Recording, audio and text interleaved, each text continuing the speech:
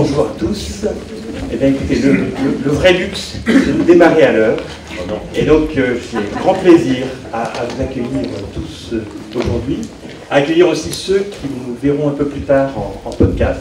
Il y a plein de gens qui ont souhaité, même à distance, écouter et participer à cette matinale carrière. Et donc, pour laquelle j'ai eu aussi le plaisir d'avoir plein d'invités très intéressants, très passionnants, et je remercie aussi Eliane Schlucky qui a organisé toute cette table ronde, et à qui je laisse la parole. Merci.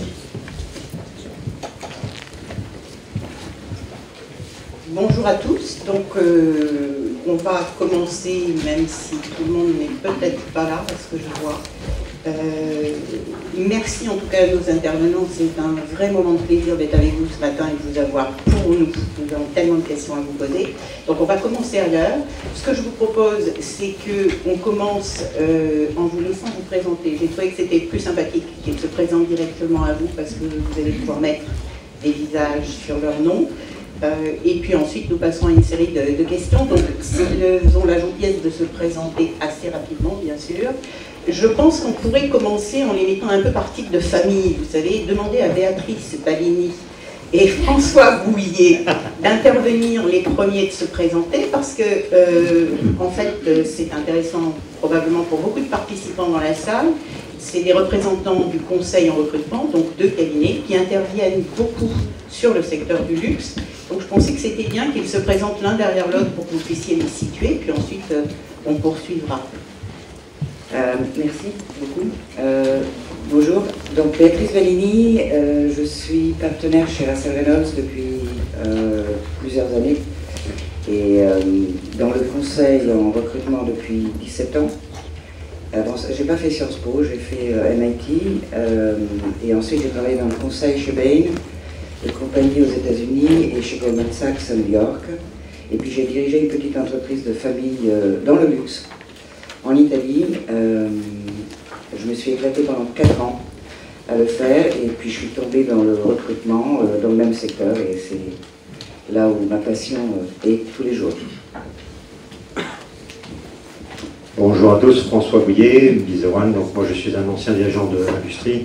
J'étais avant de monter Bizewan il y a une douzaine d'années, j'étais un cadre dirigeant de LVMH, j'ai piloté des marques comme Céline, Christian Lacroix, etc. Donc on est un groupe, nous, de professionnels du secteur, de tout pays, États-Unis, Japon, Angleterre, France, etc., qui avons monté donc ce cabinet qui est plus une émanation finalement d'industrie. Il a été monté avec une centaine d'entreprises du secteur. On est des gens de l'intérieur de l'industrie qui essayons de développer une plateforme de très haute qualité pour aider les talents à trouver un job et pour aider les entreprises à trouver des talents. Nous faisons environ 300 missions par an. Pour vous situer le niveau, on est entre 50 et 200 000 euros de rémunération annuelle. Sur tous les métiers, retail management, commercial, marketing produit, marketing, tout ce qui est également back-office, création, direction au général, bien entendu. Voilà, donc moi je suis ravi d'être ici, je suis ravi d'être aussi à votre écoute et à votre service, mais essayer de vous aider à faire le clair dans ce que vous souhaitez faire dans votre vie professionnelle et ensuite vous aider à trouver un job. Donc en fait, moi je suis là aussi pour être à votre écoute, donc n'hésitez pas à me parler soit pendant les questions, soit après, je vais rester un petit peu. Inscrivez-vous aussi sur notre site Bizewan pour que vous ayez accès au job. L'idée c'est de vous trouver un job, mais pas n'importe quel job, un job qui vous corresponde vraiment, quelque chose qui ait du sens pour vous dans votre vie réellement, et ensuite un job dans lequel vous restez. Un petit chiffre, chez Bizewan, parmi les gens que nous avons placés, que nous plaçons depuis 7 ans, les chiffres sont assez cohérents, on a un turnover de 10% seulement par an des personnes que nous plaçons, c'est entre 2 et 4 fois meilleur que la plupart de nos concurrents. Voilà. Merci beaucoup. Bon, arrêtez, ça va être difficile, hein, vous voyez comment on commence. Pour nos participants quand même, je crois qu'il est intéressant de vous situer tous les deux. Je pense que Russell Reynolds est peut-être sur un autre type de poste, de senior, de profil plus senior, non c'est utile, c'est pour vous que je le dis, c'est ça Béatrice? Oui. Voilà, vous n'êtes pas... Ah, je ne sais pas qu'il allait reparler. Non, vous lui arrachez. Oui, non, je ne voulais pas parler de positionnement, mais effectivement oui, comme on m'invite à le faire, on est plutôt sur la tranche au-dessus et pas seulement. Vous verrez plus tard, je crois être utile de vous présenter un petit tableau qui localise un tout petit peu où est le marché de l'emploi aujourd'hui par fonction. Et donc comme ça, on pourra parler de tout ça plus en détail. Très bien, merci beaucoup. Alors après, nous avons 3 groupes qui sont 2 groupes français, donc c'est intéressant qu'ils se présentent. Et le 3e est un groupe étranger. Bien sûr, et Béatrice, Elisabeth Consol Desportes va bien sûr conclure, c'est notre ambassadrice. Ce que je voulais dire, c'est donc Solange Bonnet dans la salle, et c'est elle qui est chez Puig. Je vous donne tout de suite un conseil, parce que c'est pas évident de parler, de comprendre le catalan. Donc si vous lui dites qu'elle travaille dans le groupe Puig, c'est raté au niveau de votre interview. Quand vous irez la voir tout à l'heure, dites-lui bien Puig.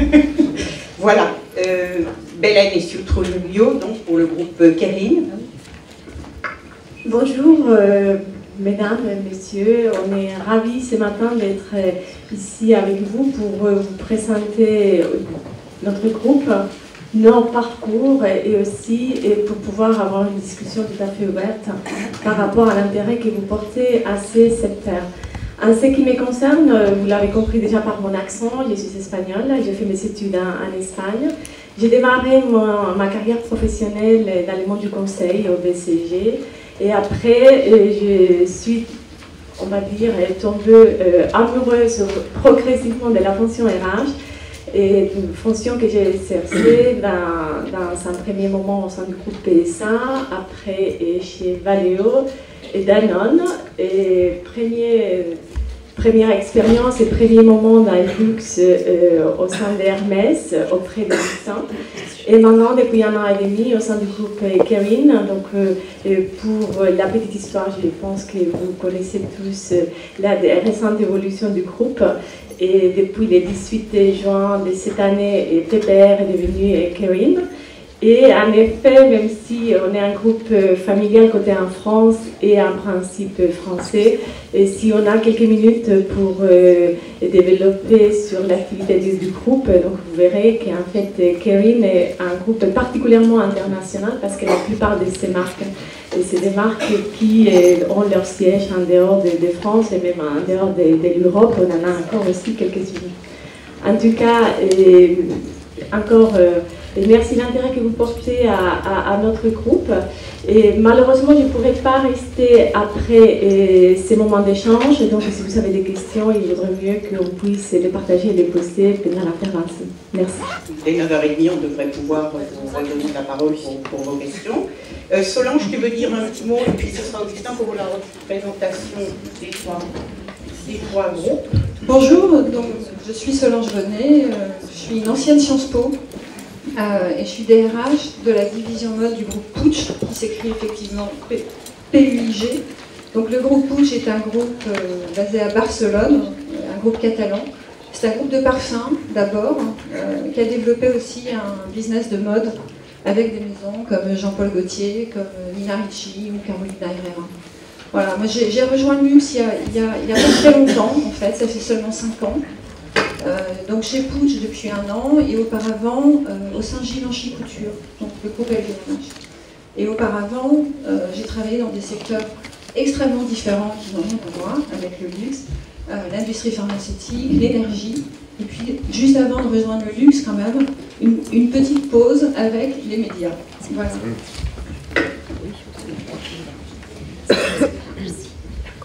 Bonjour à tous, moi aussi je suis ravi d'être auprès de vous, d'autant plus que moi j'ai pas fait Sciences Po, ils n'ont pas accepté ma candidature, pourtant j'avais, je crois, très bien répondu à la question, je m'en souviens encore, elle était très intéressante, c'est la plupart des révolutions sont le fait de privilégier insatisfaits, commenter. Alors mon commentaire n'a pas dû plaire, et donc je me suis contenté d'études de droit.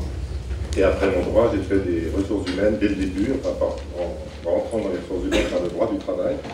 Et donc j'ai fait dans diverses industries. La plus importante pour ma carrière, ça a été le groupe Thomson, qui était à l'époque un grand groupe. Et puis après le groupe Thomson, je suis allé dans une entreprise dont vous ne connaissez probablement pas le nom, qui s'appelle Arjo Wiggins.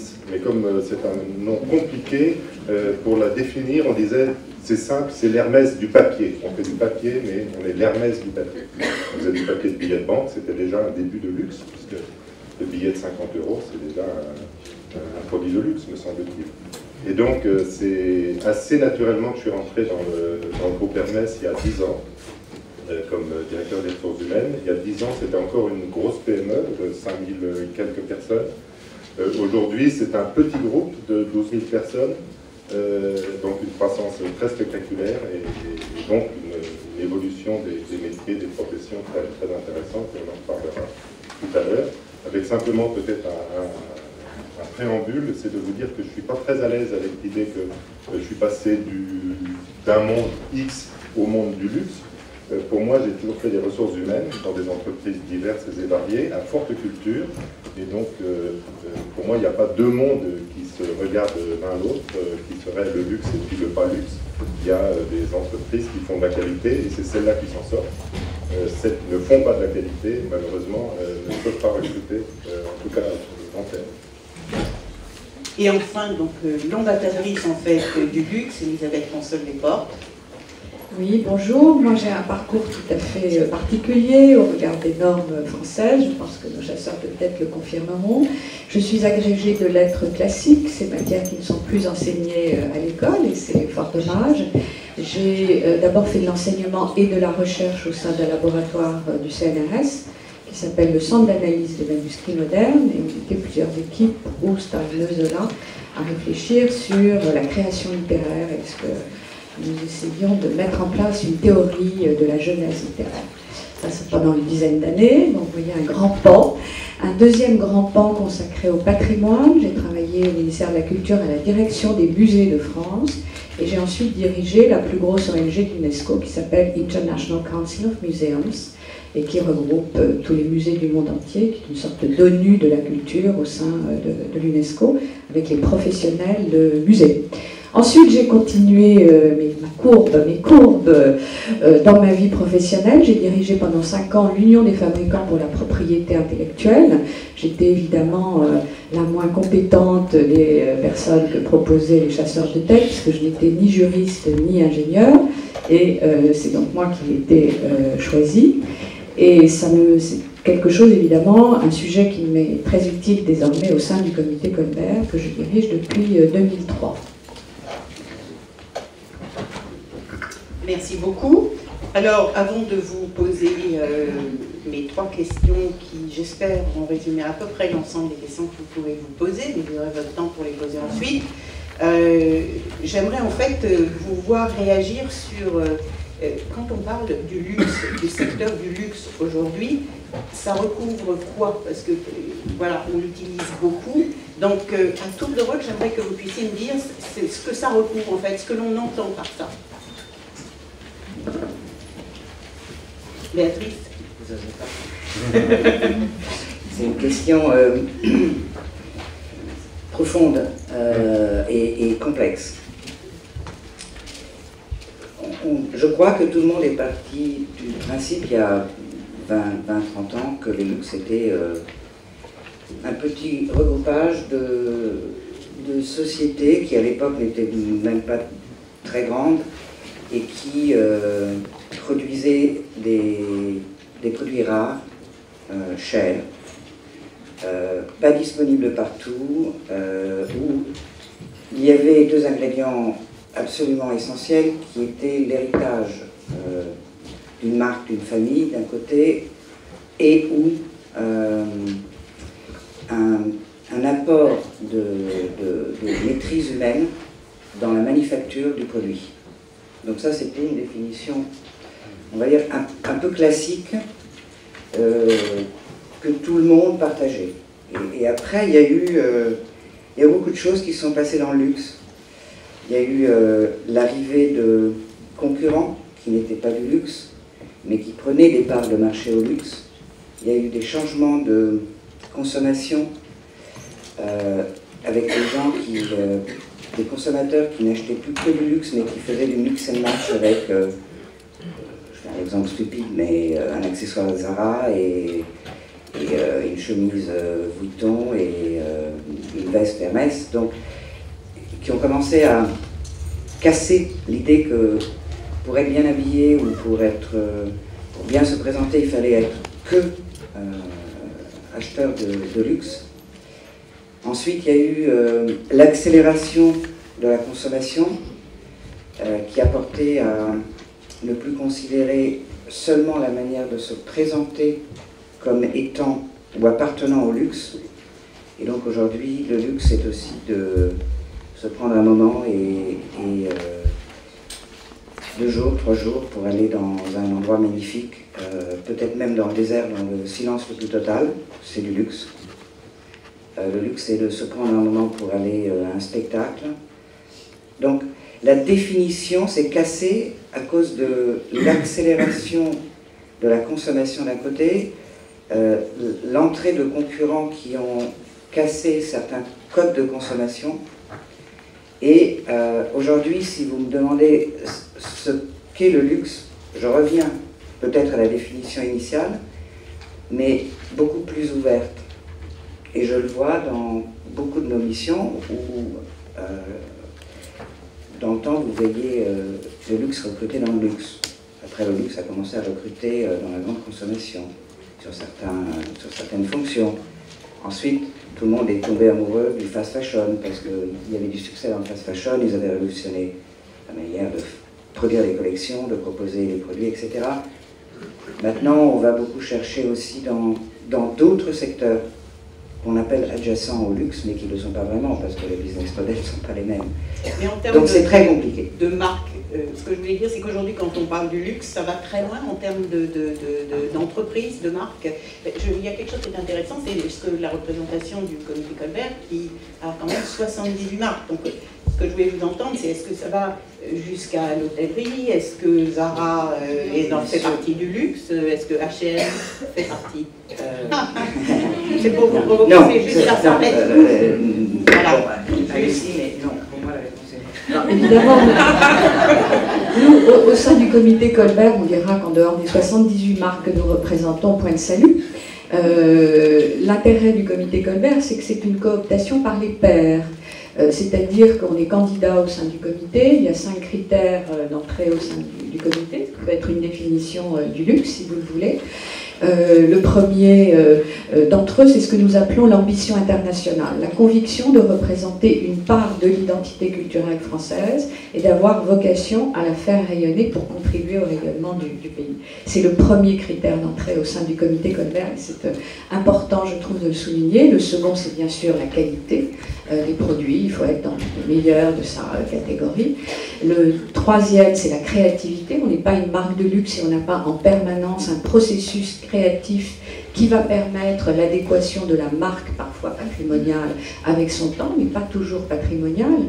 Nous avons fait rentrer des jeunes marques créées en l'an 2000. Nous avons des marques du XXIe siècle, parce que la notion de patrimoine, elle est en devenir, elle est devant nous. On peut créer aujourd'hui des marques qui constitueront le patrimoine de demain. Le quatrième critère est très objectif, comme vous pouvez l'imaginer, c'est ce que nous appelons la poésie de l'objet. Ce qui va différencier un produit de luxe d'un produit de grande consommation. Et donc l'évaluation de ce critère soumet la commission chargée de ça à des discussions fort intéressantes. Le cinquième critère, c'est l'éthique. C'est aussi un groupe de personnes et d'entreprises qui partagent des valeurs. Il se trouve, on a pu refuser des marques parce qu'on considérait que le dirigeant ne correspondait pas aux règles et aux valeurs d'éthique du comité Colbert. Augustin Champeau pour Hermès, ça serait intéressant de l'entendre. Sur la question, qu'est-ce que le luxe? Ça recouvre en fait, moi je me demande économiquement, c'est quelle marque? Alors, ça peut être très vaste. Nous, chez Hermès, on n'est pas très à l'aise avec ce mot luxe, qui a une connotation un peu négative, notamment dans la langue française. Peut-être que Madame Françoise Desportes pourrait nous expliquer l'étymologie du mot luxe, mais qui est, je crois, un peu ambiguë, en tout cas dans l'évolution sémantique du mot. Et donc, on préfère, nous, parler de produits de haute qualité, de produits effectivement créatifs, innovants, et qui sont faits et vendus, fabriqués et vendus par des personnes qui partagent une passion pour cette qualité. Donc bon, c'est un peu une coquetterie, hein, mais comme le mot luxe a un peu d'ambiguïté, nous on n'est pas très à l'aise avec ce mot et on ne l'utilise pas beaucoup ni en interne, encore moins en externe. Très bien. Un mot, ça vous adhérez aux définitions? En fait, ça m'inspire beaucoup, mais surtout, je pense que j'ai entendu et les éléments qui viennent à mon esprit quand on essaie d'imaginer ce qui peut représenter les luxes, pas uniquement pour moi personnellement, mais de façon beaucoup plus générale. Je pense que les luxes, donc c'est des produits qui soit par leur qualité intrinsèque, par les savoir-faire qui est appliqué dans leur production, soit par la créativité des personnes qui sont donc, à l'origine de ces produits, ou par la somme de ces éléments-là, et aussi par les lieux dans lesquels soit ils sont achetés, soit ils sont dans lesquels on peut, on va dire, bénéficier, parce que des fois il y a aussi les services, pas uniquement que les produits. Donc c'est ces éléments qui font que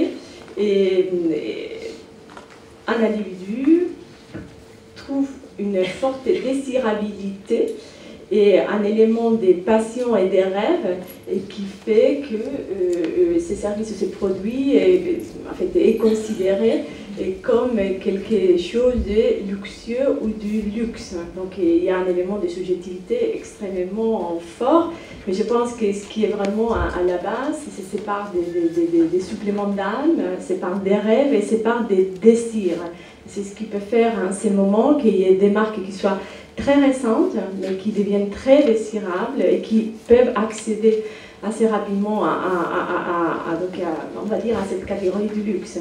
Bien évidemment, je ne peux qu'être plus qu'à 300% d'accord sur le fait que quand on pense luxe, on pense quand même respect du produit, respect de la matière, respect de l'environnement, et qu'il y a quand même des éléments éthiques et que nous, qui travaillons dans le domaine, ne pouvons que mettre très fort en avant. Je ne sais pas si je vous ai éclairé. Non, c'était un éclairage pour savoir jusqu'où ça pouvait aller. C'est intéressant de vous entendre, en fait. Hein, François, oui. Un commentaire?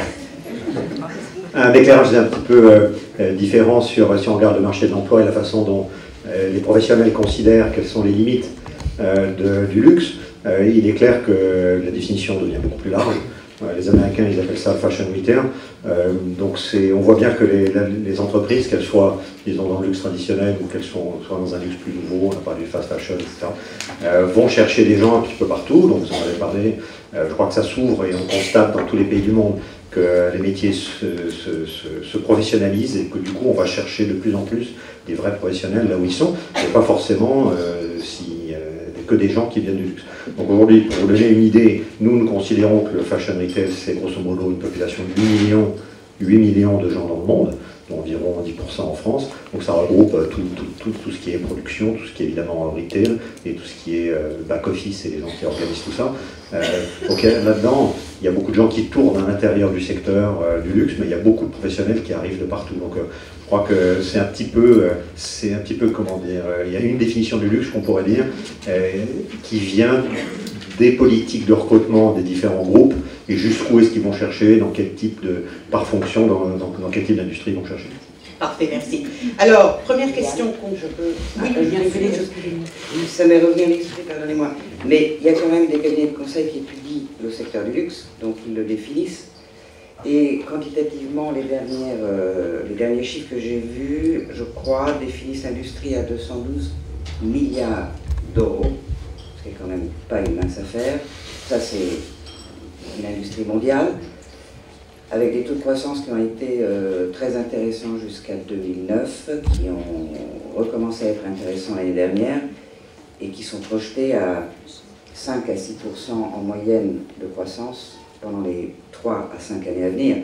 Donc, il y a quand même une définition qui est donnée par BCG, par B, et que les appartenants à l'industrie du luxe, tels qu'ils le sentent, regardent quand même chaque année, étudient de très près. Alors, merci de cette remarque, parce que notre première question, c'est de vous demander justement quelles sont vos prévisions de recrutement pour 2014. France et international, je sais, vous allez nous le dire. Qu'est-ce qu'on peut, Béatrice, peut-être, non, vos prévisions de recrutement, on va peut-être interroger déjà Bélène, si elle peut nous donner des tendances ou des chiffres, selon ce que vous pouvez... Le groupe Caroline est composé de sociétés de nature très différentes, ou en tout cas des maturités très différentes aussi, et qui se trouvent dans leur développement à des stades aussi différents, en fait, extrêmement, on va dire, diverses. Et on a un certain nombre de marques qui sont des marques qui sont en développement, déjà par rapport à leur propre construction. Si on parle par exemple de Christopher Kane, qui est vraiment l'idée d'un nouveau rentrant dans le secteur par la qualité de ses designs, par sa créativité, mais qui, bien évidemment, part d'une situation des petites, on peut dire, start-up, dans laquelle, bien évidemment, on a besoin d'un certain nombre de profils extrêmement pointus et dont la croissance sera exponentielle, mais ramenée au marché, donc microscopique. Après, on a d'autres marques qui sont pas encore en vitesse de croisière, mais encore avec une dynamique forte, par exemple Bottega Veneta, et on est plus face à un développement de la distribution avec l'ouverture dans certains marchés.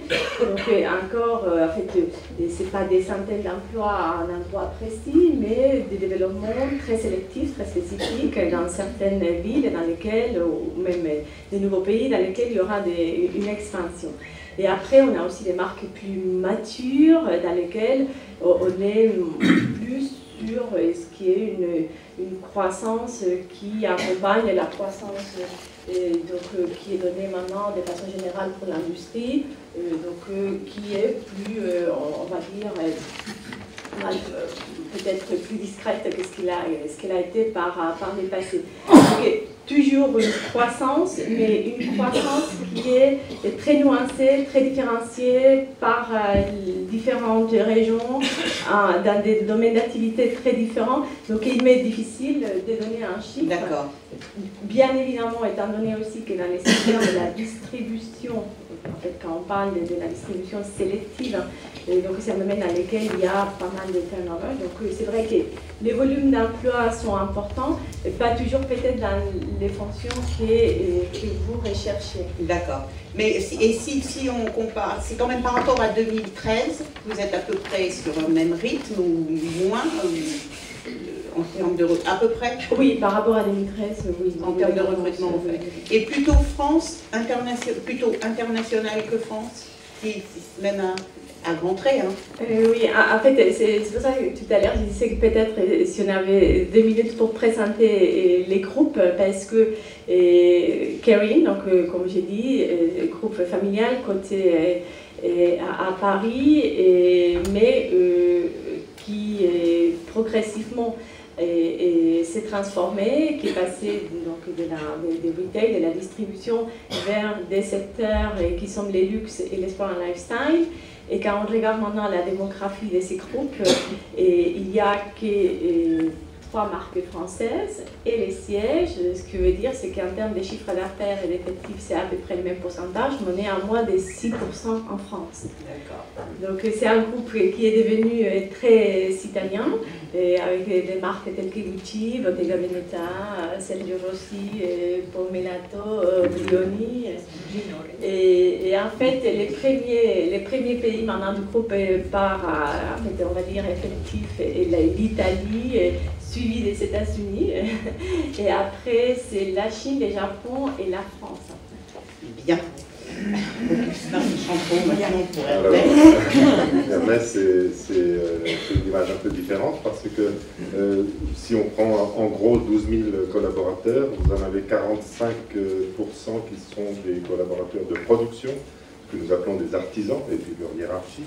Et puis un petit peu 40% à peu près de personnel de distribution, hein, donc dans les magasins. Si on fait un peu un focus, La production, c'est en France, avec quelques exceptions. Les montres sont faites en Suisse et les chaussures hommes sont faites en Angleterre, mais à part ces quelques petites exceptions, la plupart des sites de production, il y en a environ une quarantaine, sont en France. Donc c'est vrai que les premiers personnels que nous recrutons, ce sont des personnels de production. Donc à tout niveau de hiérarchie, évidemment, en volume, ça sera plus d'artisans que de responsables de site. Mais c'est vrai que c'est notre première activité en tant que DRH. Moi, je gère plus de personnel de production que de personnel de création ou de distribution. Donc, personnel de production, nous recrutons environ, cette année, on va recruter environ 600 ou 700 personnes dans ces filières-là, partout en France, donc répartis sur le territoire national. Deuxième catégorie, le personnel de distribution. Là, c'est 205 magasins que nous avons en direct dans le monde, dont moins de 20 en France, je ne sais pas combien, peut-être 10, 12 en France, plus pour mémoire. Et donc, là aussi, les recrutements que nous faisons, environ 10% de croissance également dans ces fonctions-là, c'est du personnel de vente, du directeur de magasin aux vendeurs, vendeuses, avec toutes les qualités que vous pouvez imaginer.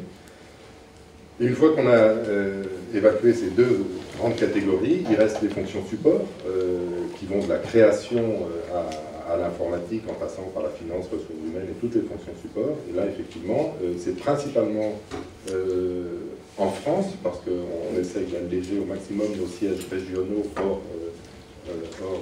France. Et donc, il y a là aussi une croissance des effectifs qui est raisonnable, mais qui est réel, et un petit turnover, très petit, parce que les gens ne partent souvent d'Hermès, et donc il y a peu de turnover. Donc voilà. Merci beaucoup. Je signale qu'on a une place encore devant, parce que je vois que vous arrivez sur une place.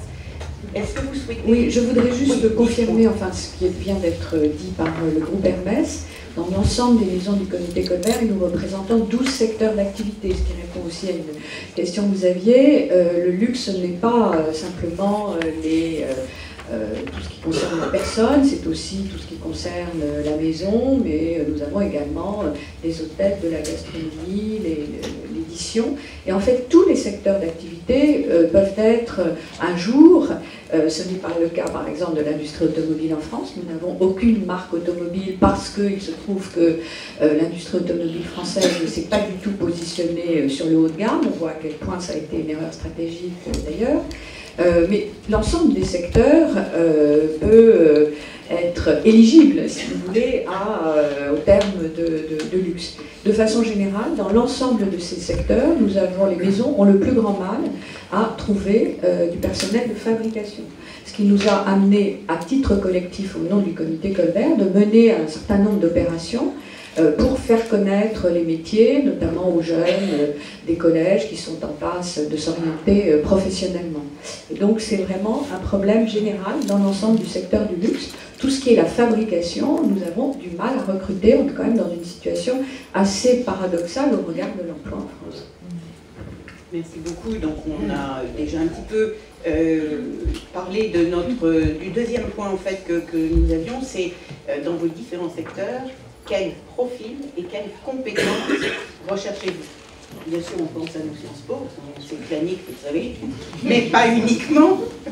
Et on souhaitait avoir votre éclairage, si vous voulez. Alors, je crois que, Béatrice, vous avez un tableau là-dessus également que nous pourrons passer. Vous voulez qu'on commence d'abord par le tableau de Béatrice ou vous voulez intervenir tout de suite? Écoutez, allez-y, donc le temps qu'on prépare. Bon, d'abord, on aime beaucoup les Sciences Po, parce que notre président a fait Sciences Po. Donc, ça ne peut pas être une meilleure référence. Au-delà, pour être plus global, nous, et je pense que mes collègues diront la même chose, je pense que nous recherchons vraiment deux objectifs. Le premier objectif qui va sans dire, c'est des personnes qui soient compétentes, qui soient expertes dans leur domaine. Et donc ça, c'est pas parce qu'elles viennent de telle ou telle maison qu'elles le sont, c'est parce qu'elles y ont fait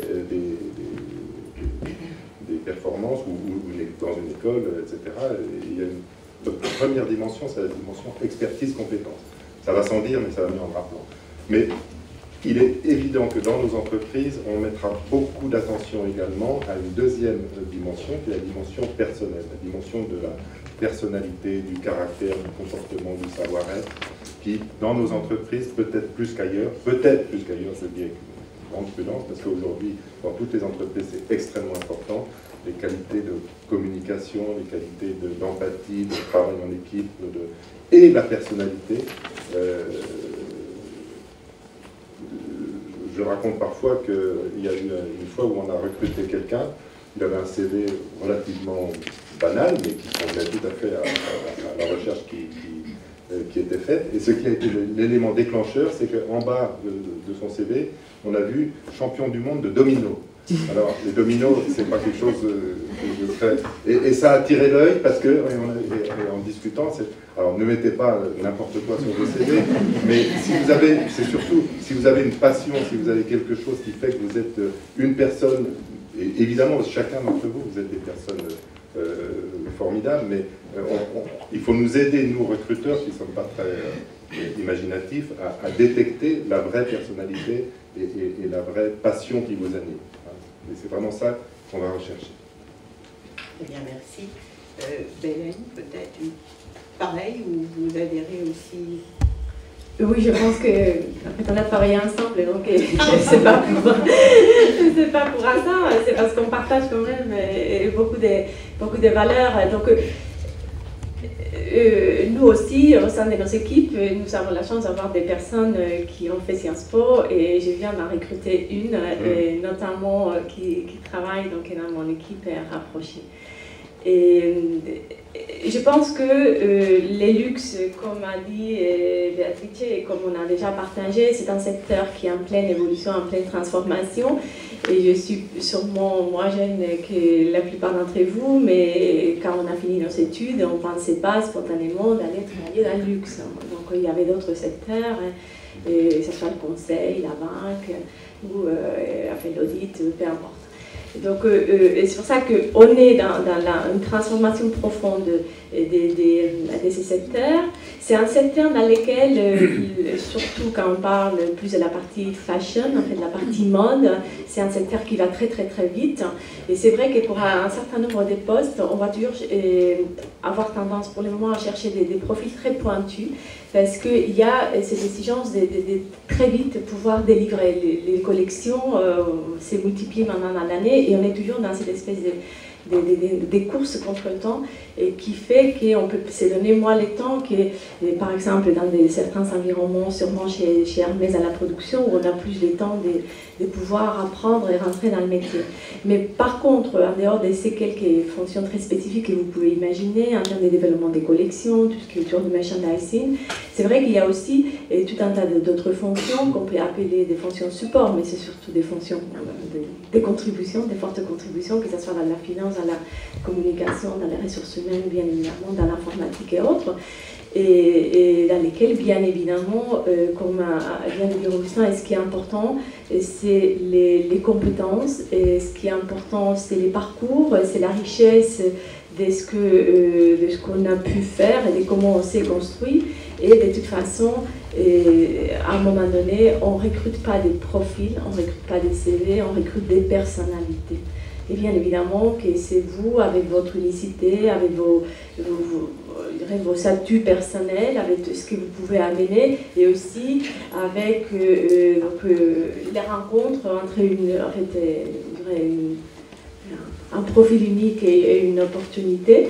Donc c'est pour ça qu'il est important que vous soyez visible, que vous puissiez mettre en avant ce qui vous différencie et ce qui va faire qu'à un moment donné vous faites la différence par rapport à notre candidat. Mais j'y reviens aussi, parce que forcément on en a discuté aussi longuement par les passés, et en fait les luxes, à part quelques fonctions très spécifiques qu'on a mentionnées, et un secteur comme un autre, dans lequel on est vraiment ravis de pouvoir profiter des expériences des secteurs qui se sont professionnalisés plus vite. Et je pense qu'on peut y rentrer, sortir du luxe, c'est pas ni une fin en soi, et ni en fait un seul destin. C'est un secteur dans lequel chacun peut apporter sa pierre à l'édifice, et il faut surtout venir pour les bonnes raisons. Et donc il y a ce côté un peu plus peut-être glamour, paillettes, mais après au quotidien, quand on fait un travail, que ce soit dans la finance, dans les ressources humaines, en fait c'est vraiment l'intérêt en fait, du travail en équipe et de ce qui peut être réussi en collaboration avec les autres qui est important, et pas la marque qu'on porte. En fait, c'est extrêmement important s'identifier avec les secteurs dans lesquels on travaille, avoir de la passion, mais il faut avoir la même passion quand on travaille dans l'automobile pour peut-être les milieux de gamme que quand on travaille dans le luxe. C'est intéressant, parce que ça veut dire que la dimension comportementale, à les écouter, est importante. C'est-à-dire qu'il n'y a pas seulement le diplôme, mais il y a toute la partie comportementale qui est très importante. Donc on ne part pas battu parce qu'on n'a pas fait telle ou telle école. Oui, ni vainqueur parce qu'on en sort.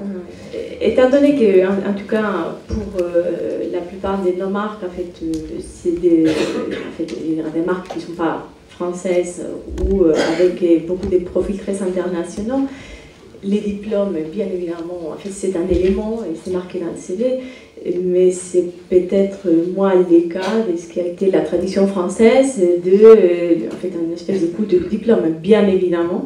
C'est la qualité de ce que vous avez fait après, grâce à votre diplôme, qui importe. Merci François. Merci. Pour construire sur le point que tu viens de faire, Bélène, et ce que vous avez également dit sur les différents aspects qu'on regarde dans un recrutement, il est clair que le savoir-faire est indispensable, mais c'est la chose facile de savoir si la personne a une expérience sur le design de souliers et qu'elle parle italien et qu'elle a une sensibilité, une formation artistique, etc. C'est facile en fait. Même, enfin, évidemment, il faut connaître les métiers, il faut bien comprendre les différents acteurs, le contenu de ce qu'il y a à faire. Donc c'est pas non plus un exercice à négliger, mais disons c'est la partie facile. La partie difficile, et ce sur quoi nous nous concentrons, c'est essayer de comprendre le savoir-être, bien entendu, essayer de savoir qu'est-ce qui, chez chaque candidat, sont les lignes de force profondes qui sous-tendent sa vie professionnelle. Et c'est évidemment très difficile, ça demande un travail d'introspection sur soi, c'est très compliqué. Nous-mêmes, on essaie de le faire de façon à ne pas interférer avec les candidats que nous recevons, c'est-à-dire à ne pas faire, en termes psychanalytiques, ce qu'on appelle un contre-transfert. Donc déjà, nous astreindre, si vous voulez, à déjà comprendre qui nous sommes, de façon à ne pas projeter sur les candidats ce qu'on aimerait qu'ils fassent, aider les candidats à essayer de faire sortir, avec eux, c'est un travail en équipe, hein, quelles sont vraiment les lignes de force fondamentales, les points clés extraordinaires. Bah tiens, vous êtes champion du monde de domino, ça veut certainement dire que vous avez une façon de voir votre vie qui est particulière, vous avez un sens, disons, de la compétition, vous aimez aller jusqu'au bout de ce que vous voulez faire, etc.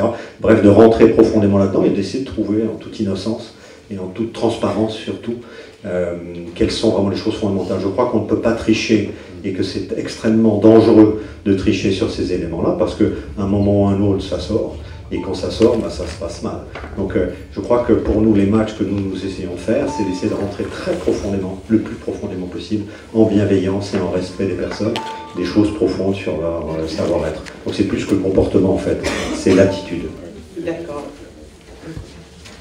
On peut peut-être passer maintenant les documents de Success. Alors nous, on ne va pas être top pour les voir, mais enfin... On va vous cacher la oui. Béatrice, est-ce que vous pouvez nous raconter? Oui, alors écoutez, c'est très simple. Ce que j'ai fait est ce qu'on appelle une pie chart, donc j'ai regardé la répartition fonctionnelle des postes sur lesquels nous avons été amenés à recruter pendant l'année 2012 et 2013. Alors c'est le cabinet au niveau international, donc il y a des postes aux États-Unis, il y en a en Asie, il y en a en Europe.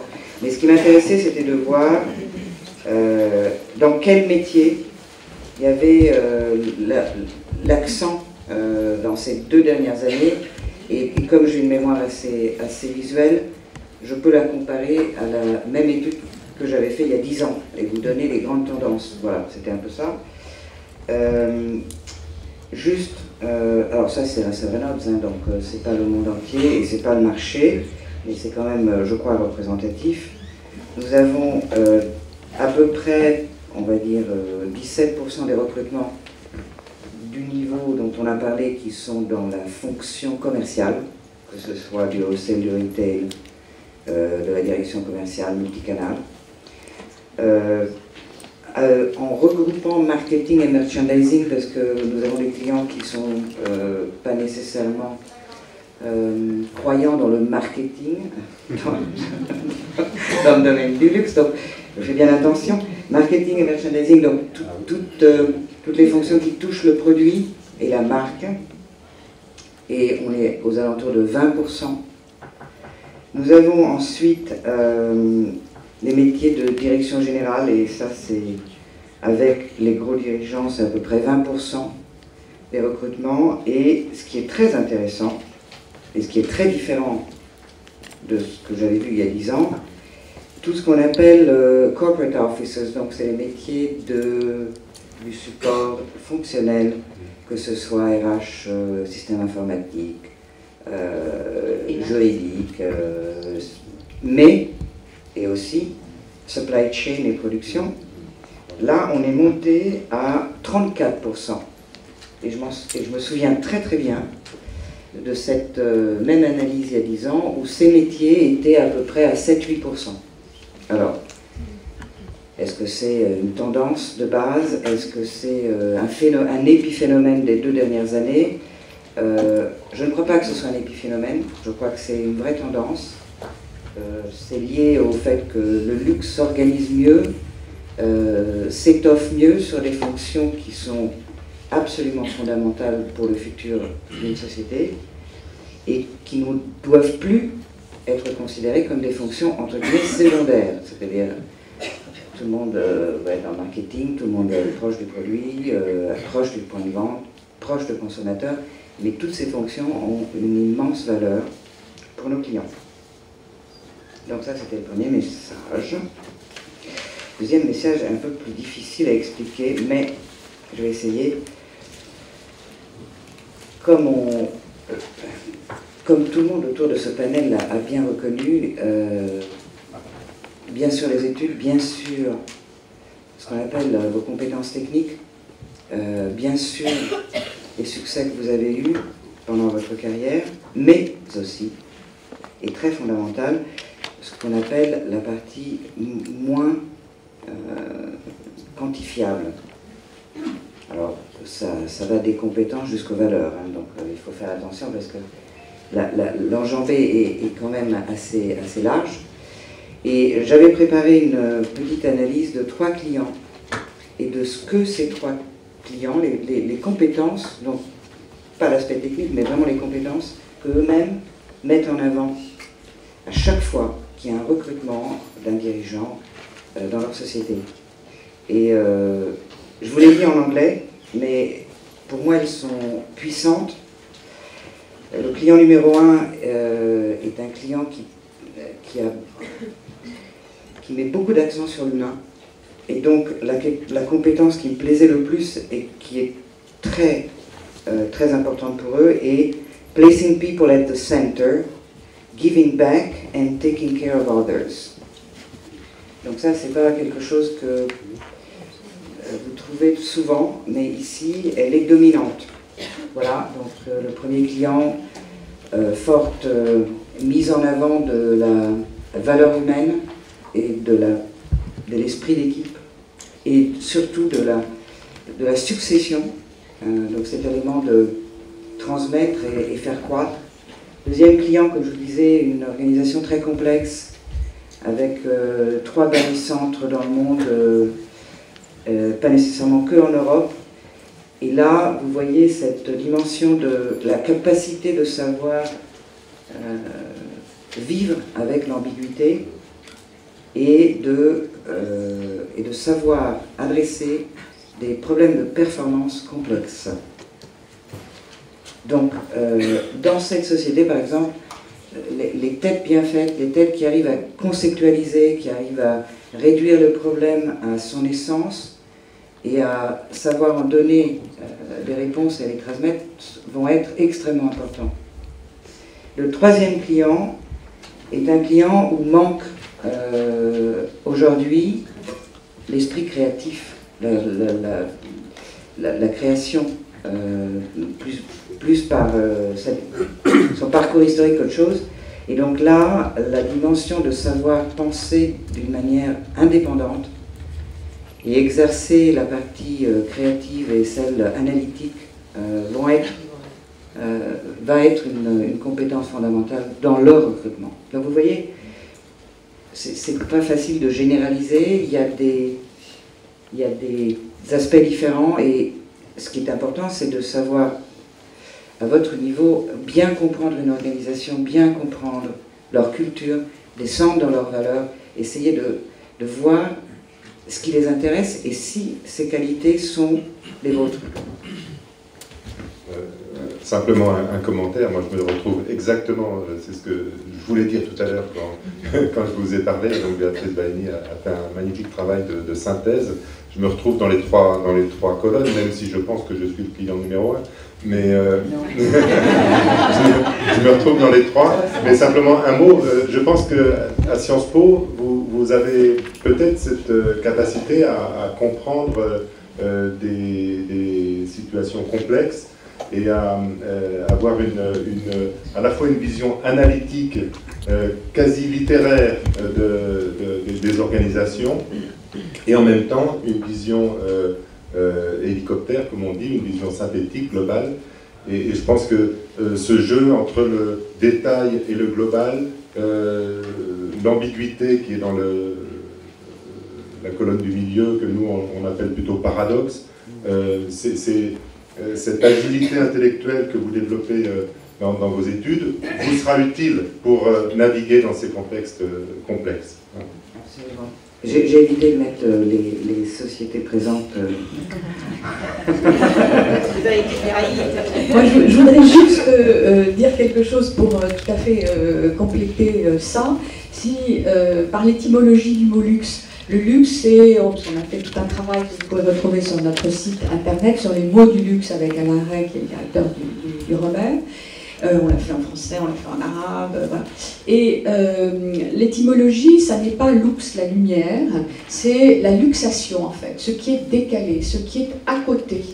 Et cette capacité des personnes qui travaillent pour le luxe à avoir un raisonnement original, indépendant, avoir un mode de pensée qui va être différent de la norme, s'écarter de la norme, je pense que c'est vraiment très, très important et c'est mis en valeur très bien.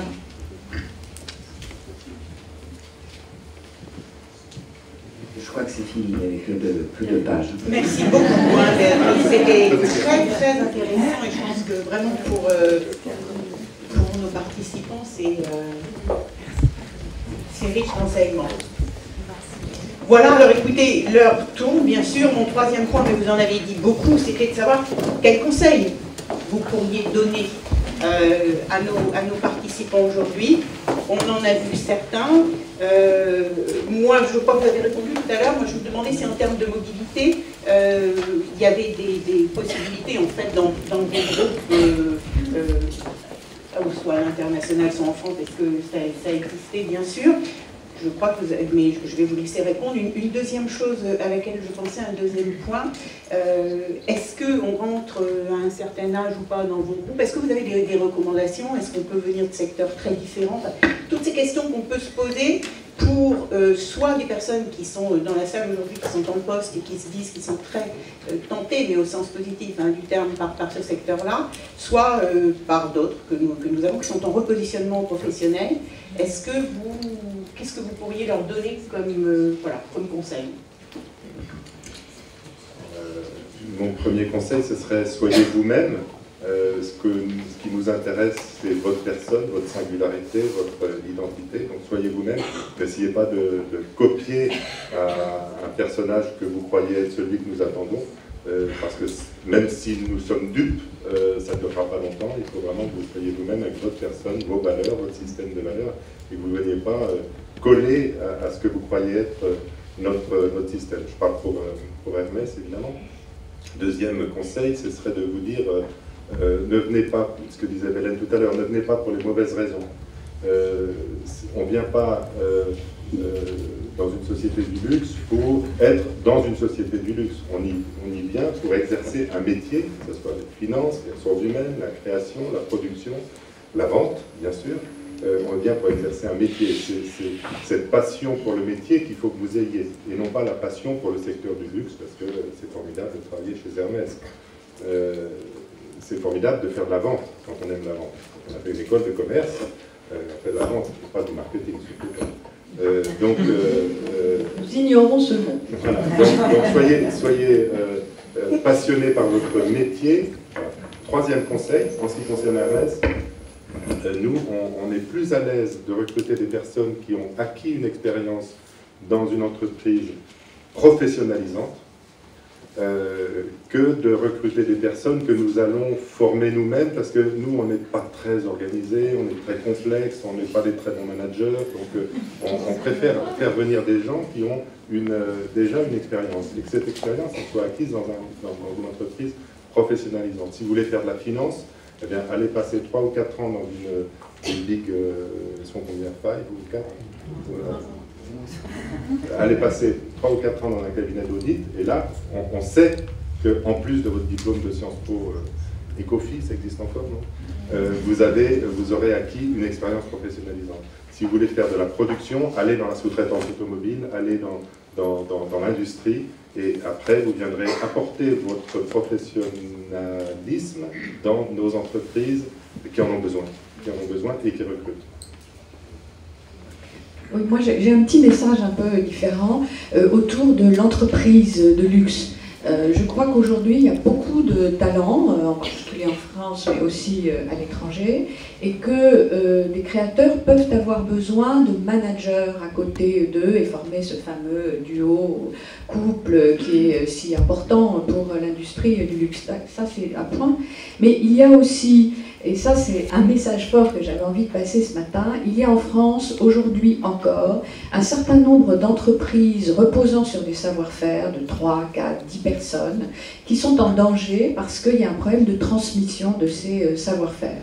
Et donc je trouve qu'aujourd'hui il y a vraiment un sujet à identifier ces savoir-faire, à prendre en main ces entreprises qui ne sont pas forcément encore des marques, mais qui détiennent des savoir-faire, pour les construire et construire à partir d'elles des marques. C'est quelque chose qu'on constate, les étrangers viennent acheter des marques en France, mais beaucoup plus pernicieux, désormais, on vient identifier ces savoir-faire et les racheter. Exemple, les tapis Taiping qui sont faits à Cogolin, Taiping étant une marque chinoise. Donc je trouve que là, il y a vraiment un sujet pour les jeunes Français. Nous avons encore en France toute une série de savoir-faire sur l'ensemble du territoire, et il y a un grand avenir pour ces industries de valeur ajoutée et de qualité, puisque bon, c'est le seul avenir de notre industrie en France, c'est se positionner sur ce haut de gamme.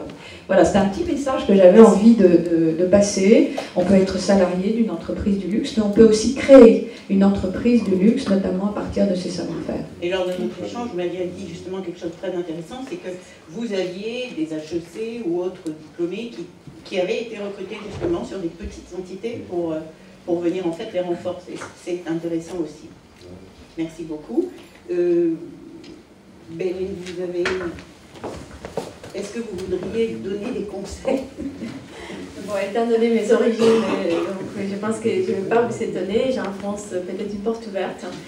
Mais s'il y a quelque chose qui caractérise ces secteurs et cet univers du luxe, c'est quand même son caractère, on va dire, international ou global. Et on peut travailler dans des sociétés et presque jamais être confronté à des équipes à l'international. Je vous assure que dans nos métiers, que ce soit les personnels qui est sur la surface des ventes, bien évidemment, mais je pense qu'à tous les niveaux, on est tous vraiment exposés au quotidien avec l'international, même si c'est que par téléphone, par mail ou par visioconférence. Donc les côtés multiculturels, la diversité, en fait, moi je pense que c'est pas, en fait, c'est plus un état d'esprit, et cette ouverture à l'international, ça ne se décrète pas. Mais toutes les opportunités que vous aurez de travailler dans des univers dans lesquels vous êtes exposé à d'autres cultures, dans lesquels vous pouvez aussi vous exercer dans les langues, c'est vraiment un atout pour toutes ces sociétés, parce que même pour celles qui gardent leurs racines les plus profondes en France, c'est vrai que quand on se place côté client, les clients, il est international, les clients changent parce qu'on a vu passer, donc il y a eu la période des Sud-Américains ou des Mexicains, les Russes, les Chinois et tout ce qui reste encore à venir. Donc si j'ai un conseil à vous dire, c'est vraiment travailler tant que vous le pouvez dans vos fonctions actuelles et pour vos projets, une expérience à l'international, une ouverture, un projet, ça sera toujours un atout. Béatrice et François. Oui. Plusieurs choses. Sur votre skill set, votre savoir-faire, il est clair que le travail de votre employabilité, comme l'a dit Hélène, est une chose clé. Et évidemment, le côté international est clé. Juste une petite information en ce qui concerne, nous, notre vision du marché de l'emploi. Pour l'Europe, grosso modo, depuis un an, ça stagne, après avoir baissé, disons, d'environ 30%. Donc le marché de l'emploi est particulièrement déprimé en Europe, ce n'est pas une surprise. Alors qu'évidemment, il explose en Asie. Et nous constatons des croissances en Asie qui sont d'environ plus 60 à plus 70% cette année par rapport à l'année dernière. Donc, si vous voulez, le marché de l'emploi se déplace très clairement d'être cette région du monde, c'est un secret pour personne. Et donc, évidemment, les personnes qui parlent mandarin dans la salle sont bienvenues à la sortie. Et il est clair que si vous avez développé cette langue, vous avez aujourd'hui un niveau d'employabilité qui est bien meilleur. Donc, travailler l'employabilité, c'est évidemment un élément clé. Ça se passe bien entendu à l'international, ça se passe sur votre métier. Comme l'a dit Augustin, d'aller dans les endroits où vous apprenez le métier avec le même niveau d'excellence. Traitez-vous comme une entreprise de luxe traite ses produits. Vous êtes, vous, le produit de luxe. Et vous pouvez avoir un niveau d'exigence sur vos compétences qui est exactement le même que celui qu'on met pour créer un sac. Ça, je crois que c'est sur ces clés, sur le skill set. Après, et j'insisterai jamais assez sur le savoir-être, moi ce que je vous invite aussi, c'est à être vous-même, bien entendu. C'est une injonction historique, connais-toi toi-même. Nietzsche a même dit, deviens toi-même. Nous disons différemment, nous appelons be the one. Be the one, ça veut dire sois toi-même. C'est-à-dire, en fait, accepte qui tu es, avec tes choses merveilleuses et aussi avec tes souffrances, qui d'ailleurs ont créé des sensibilités merveilleuses aussi chez toi. Donc, accepte-toi complètement et mets en valeur qui tu es. Je crois qu'on a tous des choses absolument merveilleuses. Le point, c'est juste d'arriver à les isoler, à les accepter, à les montrer et à montrer toute la richesse que ça vous donne. Autre petit point, Steve Jobs a dit à un moment, les personnes qui ont créé le plus de valeur chez Apple sont les gens qui avaient des formations de créatifs et de littéraires. Voilà. Donc évidemment pour les gens qui viennent de Sciences Po, je crois qu'il y a une ouverture d'esprit qui est particulièrement précieuse et qui vous donne une capacité de vision plus large peut-être que d'autres. Et je vois qu'aujourd'hui il y a de plus en plus d'entreprises qui sont à l'affût de ça, qui s'intéressent à ça, parce que les problématiques sont aujourd'hui de plus en plus complexes, de plus en plus urgentes, et la capacité d'analyse de gens comme vous, je crois, est tout à fait clé. Béatrice, un petit mot. Le petit dernier, parce que beaucoup a été dit. Une petite tendance de fond. Je ne sais pas si ce sera une tendance de l'avenir ou pas, je crois. Beaucoup de personnes, au milieu de leur carrière, envisagent d'entreprendre quelque chose de plus petit, entrepreneurial, de racheter des marques, de racheter du savoir-faire, de se grouper pour faire quelque chose, peut-être pas au niveau international au début, parce qu'il faut des fonds pour le faire, mais quelque chose d'ambitieux sans être dans un grand groupe. Et cette tendance continue. Donc j'entends de plus en plus de gens qui ont cette idée dans la tête. Moi je l'encourage énormément. Je sais qu'elle est risquée. Je sais que parfois, pas tout le monde peut prendre des risques en milieu de carrière, ou même on est plus ouvert à prendre des risques en début de carrière, ou à la fin d'une carrière, mais au milieu c'est un peu plus difficile. Mais en tout cas, je crois que c'est une tendance de fond, et si vous avez cet esprit, sauver un métier, un savoir-faire, une marque, même petite, vous attire, je crois qu'il faut pas hésiter. Merci beaucoup. Avant de vous donner la parole, Solange, pour le groupe Push, tu veux avoir à titre personnel, plutôt, parce que beaucoup de choses ont déjà été dites et je pense que vous avez surtout très très envie de poser des questions. Je vais aller très vite, mais je trouve qu'il y a 2 points de réflexion que j'aimerais bien partager avec vous. Le premier, c'est sur la définition du luxe. On a vu que c'est très difficile de définir le luxe, on a vu qu'il y a beaucoup de diversité. Il y a aussi beaucoup de paradoxes. Je trouve que c'est intéressant, c'est-à-dire qu'il y a une extrême notoriété de marques, de luxe, mais les organisations, elles, ne sont pas si visibles que ça. Il y a également, sur les mêmes marchés et en concurrence directe, des marques qui sont gérées par de très grands groupes, dont certains sont ici, et puis une multitude de très petites structures, en réalité. Des PME, voire des TPE, et je pense que notamment il y en a énormément chez vous. Un autre paradoxe, c'est qu'on parle d'une industrie, donc avec des process, et en même temps c'est basé sur quoi? Sur de l'art, sur de la création, voire sur de l'artisanat, sur un savoir-faire très manuel. Voilà, alors il y a quelques jours, on a annoncé la création d'une agence de notation qui va être dédiée exclusivement aux entreprises du luxe. Et il y a un certain nombre de critères et d'indicateurs qui vont être notés. Je trouve que c'est une autre manière peut-être aussi de définir le luxe. Dans ces indicateurs, dans ces critères, il y aura bien sûr la performance financière, la gouvernance, mais il y aura aussi des choses comme l'image, la technique, le tour de main, le savoir-faire, c'est intéressant, et puis aussi, bien sûr, la créativité. Le deuxième point, je voulais partager avec vous, donc on parlait de conseils. Pour moi, le meilleur conseil, je trouve, que l'on puisse donner, c'est justement d'aller voir au-delà de la marque. C'est-à-dire, on a parlé de glamour, on a parlé de la différence entre le glamour et la vraie vie, de ce que c'est dans l'organisation. On a parlé d'un certain nombre de choses comme ça. Et je pense qu'au-delà de la marque, il faut aller voir. Il faut aller voir quelle est l'organisation réelle, quels sont les moyens réels, où en est la société, à quel niveau de maturité, quelle est sa gouvernance, quelle est sa culture, et notamment sa culture managériale. Il faut être très très clair en effet sur ses réelles motivations et avec quoi est-ce qu'on se sent en phase.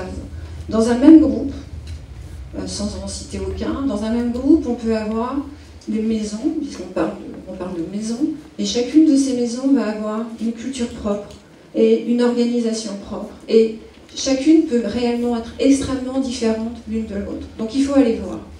Et pour aller voir, en fait, c'est difficile, parce que le secteur du luxe aussi, une de ses particularités, c'est que finalement, justement, ne communique pas tant que ça sur ces organisations. Alors il y a des sites qui sont très bien faits dans un certain nombre de grandes sociétés, de grands groupes, des sites d'emploi, des sites d'exposition des valeurs, des organisations, mais il y en a d'autres qui ne communiquent pas du tout. Vous allez sur le site de Chanel, par exemple, vous avez de la communication sur les marques, mais rien sur la société et sur l'interne. En tout cas, jusqu'à très récemment. Voilà, donc c'est difficile, mais il faut chercher. Et je pense qu'on parle souvent de démarche réseau, mais la démarche réseau dans la recherche d'emploi, dans le luxe, elle est très certainement la plus adaptée. Voilà, et puis juste pour finir sur les Sciences Po, et le luxe, on dit souvent des Sciences Po que c'est très difficile de définir un Sciences Po, un peu comme le luxe d'ailleurs, finalement. C'est très difficile, mais quand on en croise un dans son travail, on le reconnaît tout de suite. On le reconnaît tout de suite parce qu'il y a une méthode et il y a une démarche intellectuelle qui est particulière. On a parlé de problématiques, de choses comme ça. Hier, je réfléchissais un petit peu à cette conférence et je suis allée sur le site de Sciences Po. Et sur le site de Sciences Po, on trouve des blogs, on trouve un certain nombre de choses. Et notamment, je suis tombée sur une interview à l'époque de Richard Descoings qui parlait de la spécificité de l'enseignement à Sciences Po. Et il avait une formule que j'ai trouvée formidable, qui était de dire c'est l'intelligence de la fluidité incertaine. Je trouve que c'est merveilleux, et je trouve que ça caractérise non seulement très bien les Sciences Po, mais aussi le luxe. Merci. Merci. va passer maintenant aux questions, donc n'hésitez pas à lever la main, on va arriver vers vous. Vous présentiez. Oui, Ça marche. oui. Bonjour, Emmanuel Musso, marketing de l'innovation sur le secteur luxe et retail. Une question pour vous, madame, messieurs Trujillo. Est-ce que à la mesure que Kering amplifie son recentrage sur le métier du luxe, est-ce que ça amène la tendance à renforcer les équipes transverses au niveau groupe, ou alors au contraire, continuez-vous de prioriser le renforcement de vos équipes au niveau en dessous, c'est-à-dire de ces marques? Excellente question. Certainement, si vous comparez la taille de nos fonctions, même il y a 1 an et demi et maintenant, ces fonctions, on va dire, au niveau du Kering, sont à une évolution qui se veut toujours très discrète, parce que il sera toujours donné beaucoup d'autonomie à chacune des marques, ça c'est dans l'ADN du groupe. Et par contre, il y a un certain nombre de synergies, il y a un certain nombre d'éléments qui sont très constitutifs aussi de l'ADN. Je peux vous donner par exemple les digitales, et sur lesquels, bien évidemment, on travaille d'une façon beaucoup plus transverse, et pour laquelle il y a besoin d'avoir des expertises au niveau de Kering pour pouvoir donner cette valeur aux différentes marques. En ce qui concerne les ressources humaines, parce que c'est quand même ma fonction, et que j'ai pour moi aussi. Et je l'exprime en une phrase française qui n'est peut-être pas si belle que celle que vous venez de mentionner, mais que moi m'a toujours énormément inspirée, c'est des racines et des sels.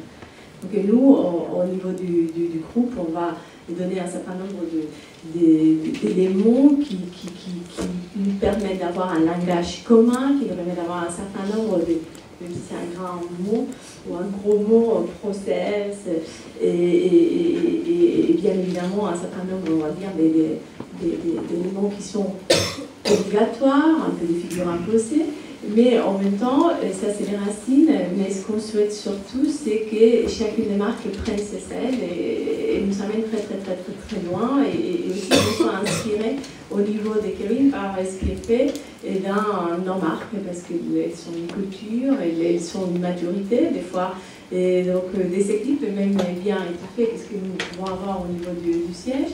Mais bien évidemment, là où on peut apporter de la valeur, dans la transversalité, j'ai mentionné bien sûr les ressources humaines, j'ai mentionné le digital, le real estate, un certain nombre de domaines, et ils sont assez larges sur la propriété intellectuelle. En fait, il y a énormément de domaines dans lesquels on continuera à travailler, mais toujours avec économie des moyens et en soutenant beaucoup les marques. Merci. J'espère avoir répondu à la Bonjour à tous, je m'appelle Marie Négrel, je suis avocate. J'avais une question concernant en fait, ce que vous appeliez tout à l'heure les fonctions corporate, qui sont de plus en plus recherchées sur les 2 dernières années. J'avais une question donc, concernant en fait, le groupe qui vous représentez, donc, le groupe Kering et Hermès. Quelles sont les opportunités qui peuvent exister dans vos groupes respectifs pour des avocats, des personnes qui veulent devenir juristes dans le milieu du luxe? Quels sont les profils que vous recherchez? Est-ce que ce sont en ce moment, je veux dire, des profils avec une expérience très longue ou une expérience un peu plus courte? Est-ce que vous recherchez des gens plutôt généralistes ou des gens très spécialisés? La question est beaucoup plus pratique que la question de monsieur, je l'avoue. Je ne pense pas parler uniquement pour moi-même parce que j'ai vu dans la liste des personnes présentes aujourd'hui qu'il y avait plusieurs autres avocats. Et puis donc, outre les perspectives, les opportunités qui existent actuellement dans vos groupes, quelles sont les opportunités d'évolution pour une personne qui entrerait dans le groupe en tant que juriste sur des fonctions, des fonctions autres, des fonctions par exemple j'imagine, je pense aux fonctions peut-être classiques de RH ou des fonctions plus, je ne sais pas, stratégiques ou de management général. Je voulais avoir des précisions là-dessus. C'est un peu l'exemple. Oui, je sais pas. donc il y a deux questions. Première question, comment je vois l'évolution, enfin l'offre dans les fonctions juridiques, et après, comment on peut évoluer pour en sortir.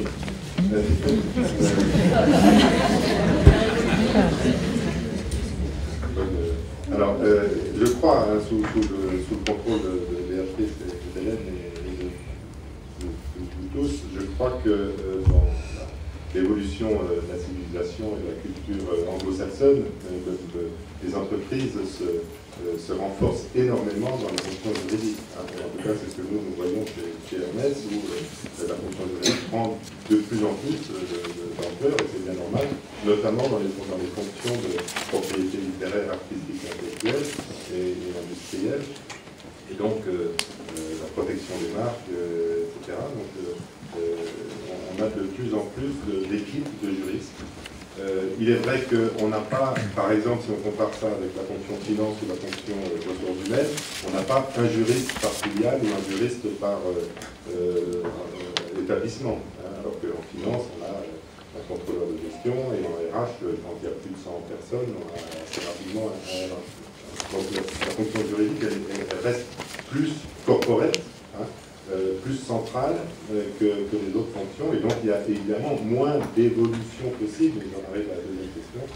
Et c'est vrai que c'est une difficulté quand même, l'évolution des juristes, parce que les juristes sont des personnes de grande qualité, mais souvent avec une personnalité plus indépendante, plus individuelle, et puis quand elles montent en compétences, il est toujours difficile de passer d'une filière à l'autre, de passer de l'informatique au juriste ou du juriste aux ressources humaines. C'est un peu plus difficile parce que même si elles ont une expertise dans leur domaine, elles n'ont pas la compétence dans le domaine auquel elles aspirent.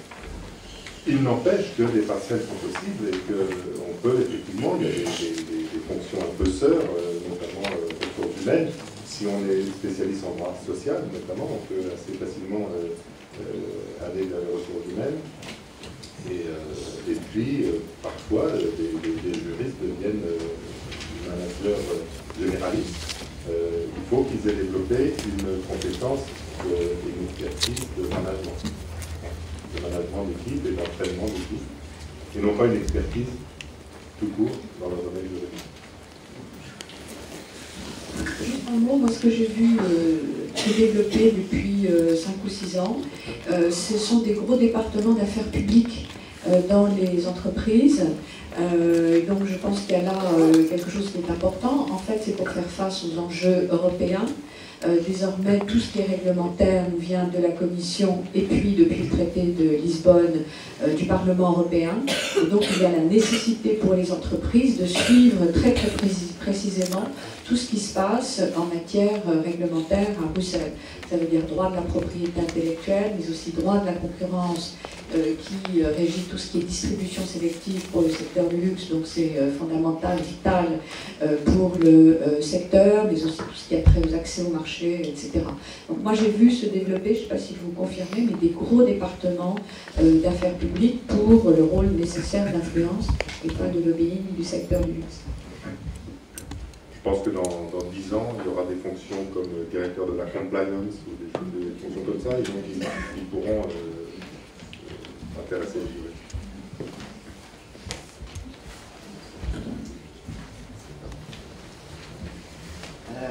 L'évolution, je pensais, si je devais répondre à cette question dans mon bureau et directement à vous, je dirais l'évolution pour un juriste qui rejoint un groupe de luxe pourrait aussi être dans le monde de la gestion des licences, parce qu'il y a des aspects juridiques qui sont forts et importants.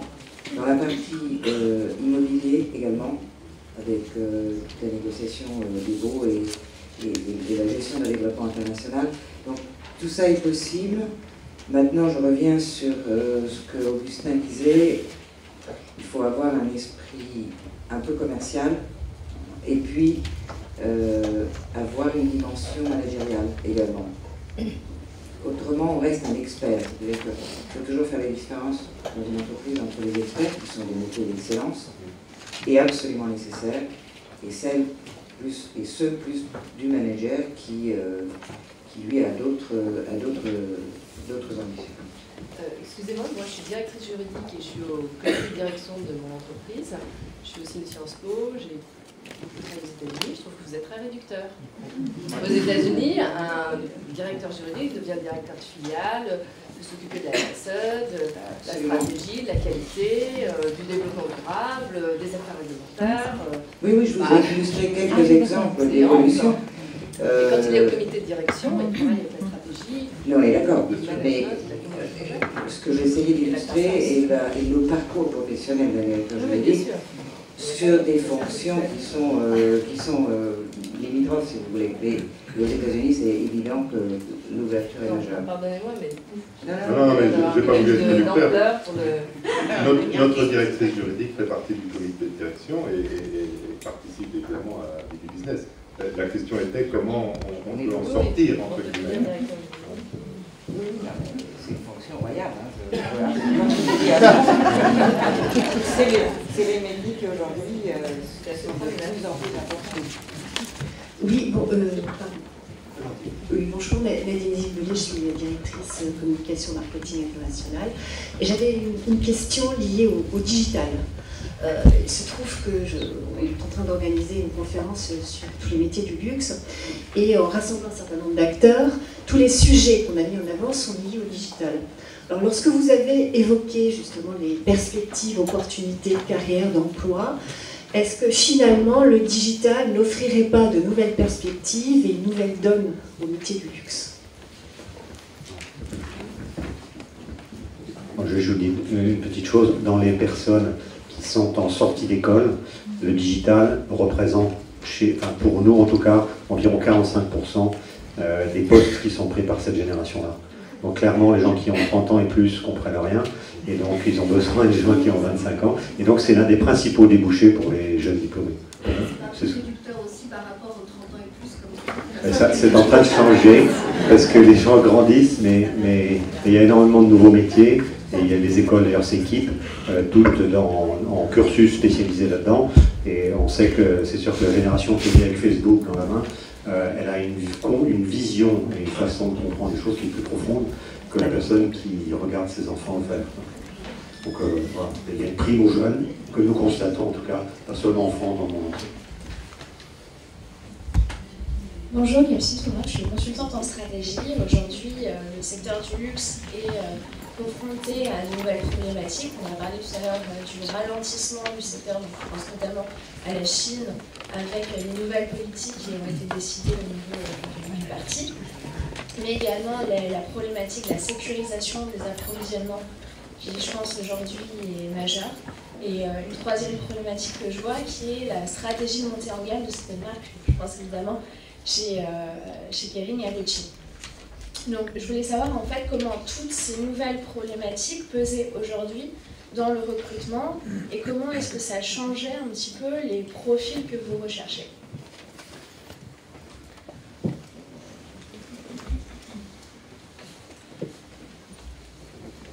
Vous avez très bien fait de nous rappeler quelques-uns des challenges auxquels on fait face et à ces moments. On partage bien évidemment avec Augustin cette problématique de la sécurisation des approvisionnements. Bon, il y a différentes façons de traiter ces sujets, c'est pour ça notamment chez Kering, mais ça a été fait au niveau des marques pour les groupes, il y a eu des rachats, des tanneries, donc en fait il y a quand même des logiques aussi d'intégration verticale pour sécuriser un certain nombre d'éléments. Mais bon, au-delà du fait de faire des choix stratégiques dans la façon dont les groupes se positionnent par rapport à ces problématiques, bien évidemment, quand il y a des contextes qui évoluent et quand il y a des contextes dans lesquels on fait face à des réalités pour lesquelles les luxes n'étaient peut-être pas aussi habitués ou n'étaient pas aussi préparés, Et c'est là où le fait d'avoir recruté des personnes et qui ont eu des expériences différentes dans d'autres secteurs, qui viennent d'autres industries, qui ont été peut-être plus habituées à des moments de croissance, à des moments aussi peut-être de décroissance et des moments d'ajustement. Et c'est là où nous trouvons toute la richesse à avoir des profils venant d'autres secteurs. Parce que c'est vrai qu'à un moment donné, il ne faut pas qu'il y ait que des personnes qui ont vécu un seul secteur et une phase qui a été extrêmement positive de croissance. Et nous, c'est vrai qu'on a en fait, plus des réflexes quand on a vécu dans d'autres environnements, quand on a été confronté à des réalités beaucoup plus mouvantes, beaucoup plus incertaines, avec plus ou moins de fluidité, n'est-ce pas? Mais en tout cas, c'est bien évidemment là où des personnalités, comme on a dit, mais surtout des profils variés, différents, qui ont été confrontés à des contextes très divers et peuvent vraiment faire la différence. Voilà, on est juste un petit mot complémentaire. Pardon, un complément de réponse sur digital. Juste pour vous signaler que Jean-Paul Agon, le patron de L'Oréal, avait quand même instruction à toutes ses équipes de recruter que des gens qui sont web literate. C'est-à-dire que c'est comme l'anglais il y a 20 ans, on ne recrute plus personne qui ne parle pas anglais. Aujourd'hui, on ne recrute plus personne chez L'Oréal qui ne soit pas spécialisé, enfin, qui ne comprend pas ce qui se passe dans le digital. Un petit mot sur la Chine et le fait que la Chine ralentit.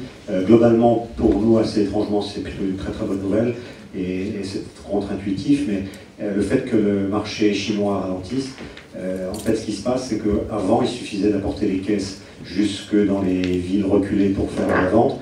Aujourd'hui, ça ne marche plus, donc il ne suffit plus d'avoir des porteurs de caisses.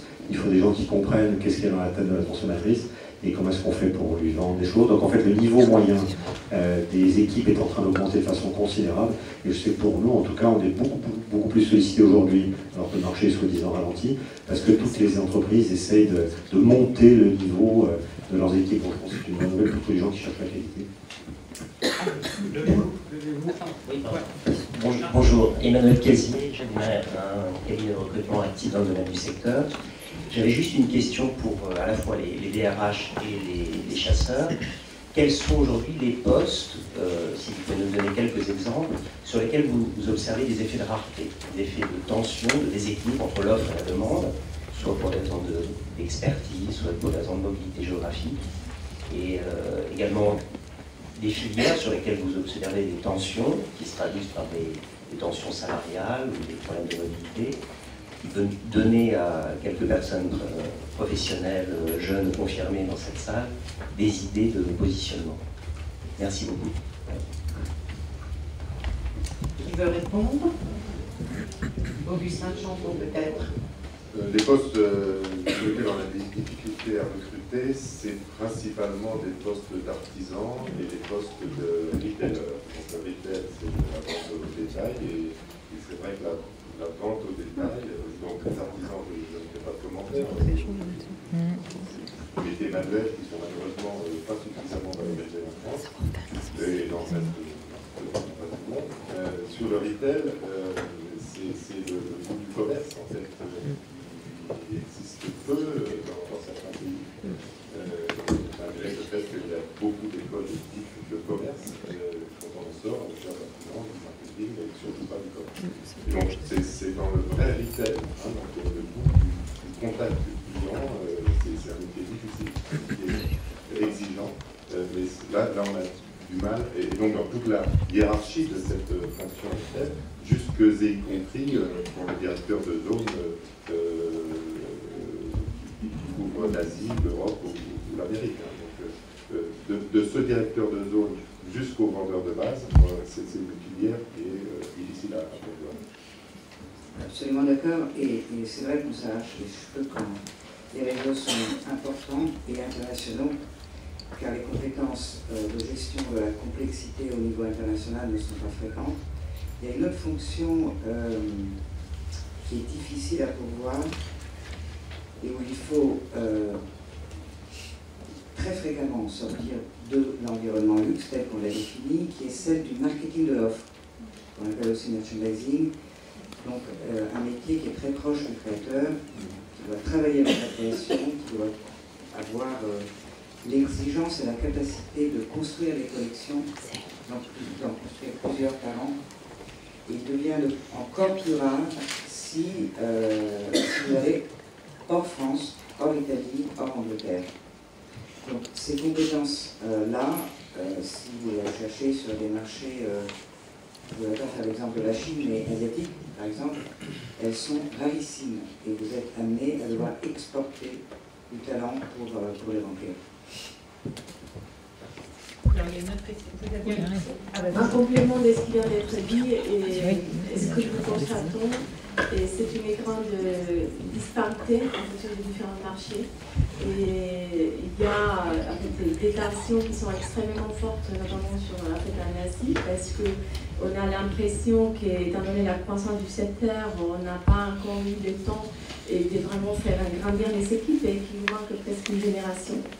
Et donc c'est pour ça que, en fait, vous ne faites pas plus mobile, mais s'il y a des personnes mobiles dans la salle, il y a vraiment des opportunités pourvu qu'on ait bien évidemment les compétences requises, notamment en termes de retail.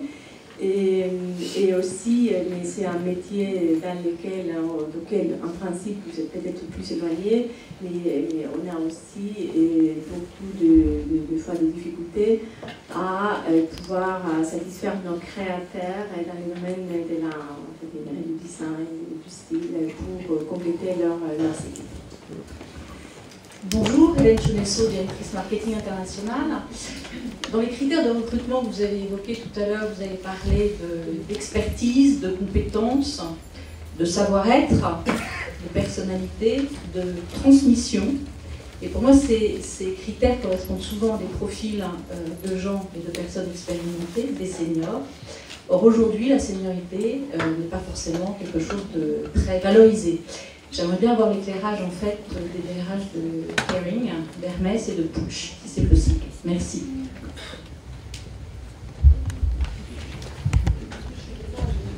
Moi,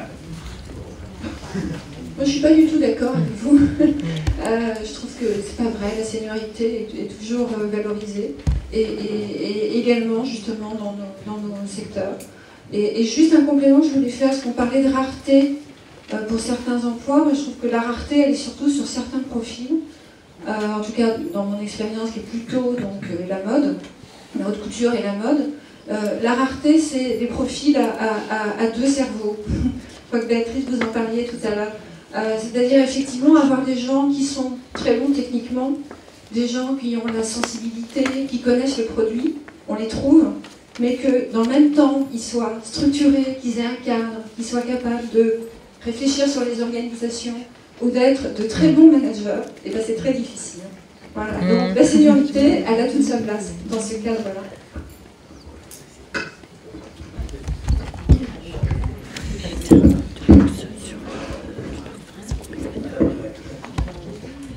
Bonjour. Karine Perrodon. En fait, je suis acheteuse senior responsable achat en matières premières dans le textile. J'ai travaillé dans le luxe et je suis vraiment passionnée de ce secteur. Donc c'est pour ça que je suis venue à cette conférence qui est très intéressante. Alors tout ce que vous avez dit, avoir des compétences, être expert, le savoir-faire, le savoir-être, effectivement c'est très important. Mais en fait je voudrais savoir, notamment dans les achats, lorsque vous diffusez une annonce, que ce soit le cabinet de recrutement ou directement les maisons de couture, combien de CV vous recevez sur un poste en moyenne? Déjà, parce que ça c'est vraiment un cas très concret. Si c'est 600 CV, 100 CV, 100 CV. Et donc quel est le mode de sélection, même si on sait que les compétences et le savoir-être est très important. Et d'autre part, alors il y a une chose aussi dont je me suis rendu compte, c'est que les cabinets de recrutement, malheureusement, recherchent très souvent des copier-coller. Par exemple, moi je suis issue du secteur de la lingerie, qui est un métier qui est très technique. Et parfois, les cabinets de recrutement me disent, donc je travaille dans la lingerie de luxe, me disent, vous avez travaillé dans la lingerie de luxe, donc vous ne pouvez pas prétendre à dans prêt-à-porter, alors que quand on a travaillé sur un métier aussi, un secteur aussi technique que la lingerie, je pense qu'on peut travailler dans le prêt-à-porter, c'est peut-être moins évident dans l'autre sens, justement. Et j'aimerais parfois que les cabinets de recrutement soient plus ouverts justement à ce type de profil. Pour moi, mais c'est un cas très concret, parce que là, on a beaucoup parlé en règle générale, mais concrètement, c'est ce qui se passe. Et donc, je m'éloigne de mon sujet. Et voilà, et donc je voulais savoir, parce que finalement, comme c'est un milieu qui est très, très sollicité, le luxe, beaucoup de femmes, beaucoup de personnes ont envie de travailler dans ce secteur, est-ce que vous ne croyez pas que globalement, à l'heure actuelle, 90% de recrutement dans le luxe passe par le réseau? Je vous demanderai d'accélérer sur la formulation de vos questions, parce que nous avons pratiquement notre limite horaire. Donc si vous pouvez... Beaucoup de mémoire pour voilà. Alors, première question, combien de CV par annonce? Je ne sais pas, honnêtement je ne sais pas, mais on reçoit énormément de CV, mais c'est très variable selon la spécificité de l'annonce. On reçoit énormément de CV en réponse à des annonces, on reçoit aussi énormément de CV en candidature spontanée. Donc je ne pourrais pas vous répondre à cette question. Deuxième question, c'était, ah oui, quels sont les canaux de recrutement? Alors évidemment, le réseau, ça fonctionne très bien, parce que tout le monde se connaît dans certains milieux, et donc c'est vrai que ça fonctionne bien. Les chasseurs de tête doivent représenter, je crois, peut-être 20-30% des recrutements. Hein, et puis le reste, ça va être des candidatures spontanées. Le recrutement LinkedIn marche très très bien. Désolé, mais c'est un canal très utile. Et donc, je crois que la troisième question, peut-être. Processus, oui. Voilà, le réseau, ça fonctionne. Les chasseurs, ça reste quand même, surtout pour les postes soit très spécifiques. François parlait quand on recherche quelqu'un qui connaisse par cœur la fabrication de chaussures dans le nord de l'Italie, ben, on ne peut pas par notre réseau, sauf si on travaille déjà avec eux. Et puis les postes de nouveau, évidemment, chasseurs.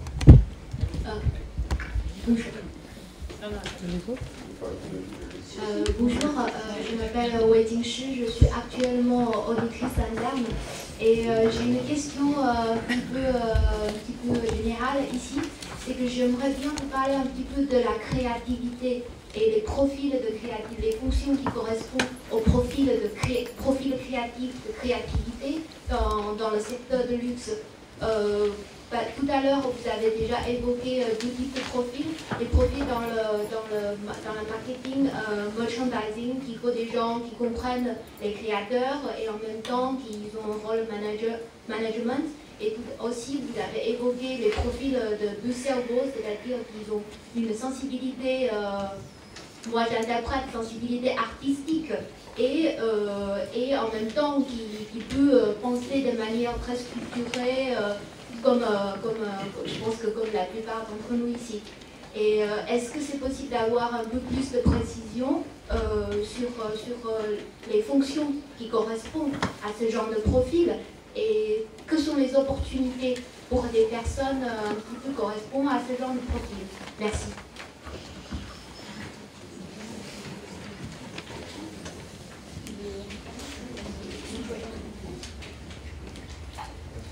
Si j'ai bien compris, la question est pour les profils qui sont plus créatifs, quelle est la possibilité d'évolution au sein d'une entreprise? Tout à fait. C'est créatif, mais pas être artisan ou être la personne qui va créer un bijou, qui va étaler... Donc pas le directeur de création ou le designer. C'est plus dans le sens, on a une certaine sensibilité créative qui arrive à comprendre, mais on n'est pas directement exercé l'activité de création.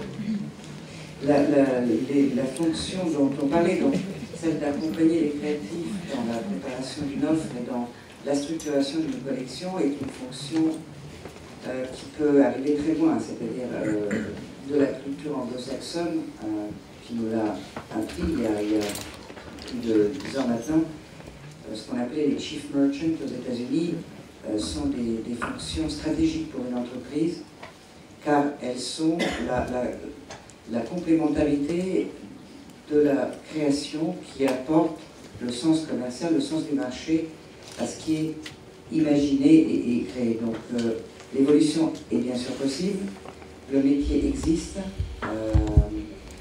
et je crois que je ne connais aucun groupe de luxe qui n'est pas qualifié de manière différente une fonction de ce genre. Donc, l'évolution, la fonction existe, l'évolution est là. On est face à une diversité, comme on a dit, des maisons, des tailles très différentes. Et ce type de fonction qui est autour des directeurs de la création, qui s'appelle parfois des directeurs de collection, qui s'appelle parfois des directeurs de merchandising. Donc c'est vrai que c'est pas, contrairement à un directeur financier, une fonction qui est très classiquement identifié, mais avec un contour qui est relativement, en fait, on va dire, stable d'une société à l'autre. Là, on est face à des équipes qui peuvent être de nature très différente. Donc, c'est pour ça que je reviens à ce que disait notre collègue tout à l'heure. Il faut bien comprendre les organisations et savoir dans telle maison ce qui vous intéresse, et comment ces équipes sont constituées, et avoir justement la bonne porte d'entrée. Et bien évidemment, avant d'arriver à être dans un travail très en proximité avec un créateur, il faut quand même faire un peu son parcours de combattant, parce qu'en plus, dans les cercles très proches du créateur, ils ont tendance à avoir beaucoup de stabilité dans leurs équipes. Donc c'est faire partie de ces équipes, et qui, après un certain nombre d'années d'expérience, donnera la porte à pouvoir être donc, dans ces cercles les plus fermés et les plus proches de la création. Bonjour, moi je m'appelle Irina Galib, je suis en stage de fin d'études en développement produit, merchandising, ça dépend comment on l'appelle, justement en fonction des maisons, chez Christian Dior. Et justement, moi j'avais une question pour les jeunes diplômés, mais contrairement à ce qu'il disait, pour moi les seniors sont très valorisés. On a un énorme trou entre stage et 3 à 5 ans d'expérience. Donc ma question, c'est comment on passe cette barrière, qui est souvent la barrière d'abord des ressources humaines, puisque je trouve que finalement, il est plus facile de charmer et de démontrer sa passion, par exemple, pour les dominos auprès d'un opérationnel, qui valorise aussi d'autres compétences. Donc ma question, c'est comment on passe cette barrière, puisque les cabinets de recrutement, en général, recrutent des profils très seniors pour des postes très spécifiques. Les sites des marques ne présentent pas leurs offres, donc est-ce que la candidature spontanée marche vraiment ou pas? Est-ce que vous les regardez? Donc en dehors du réseau, quels sont les canaux de recrutement? Et en fait, ensuite j'avais une seconde question qui était, on a beaucoup parlé de l'expertise des personnes, donc d'aller autre part, d'amener son expertise à une maison de luxe. Donc quelle est la part de personnes que vous recrutez très jeunes et que vous faites grandir au sein de votre entreprise, et quelle est la part de personnes qui ont développé leur expertise sur la finance, une fonction, et ensuite qui rejoignent une industrie telle le luxe. Merci. Peut-être que je vais essayer de vous répondre. Je pense qu'il y a plusieurs aspects. Sur les jeunes, nous faisons pas mal de postes pour des gens qui sortent d'école, qui ont 2-3 ans d'expérience.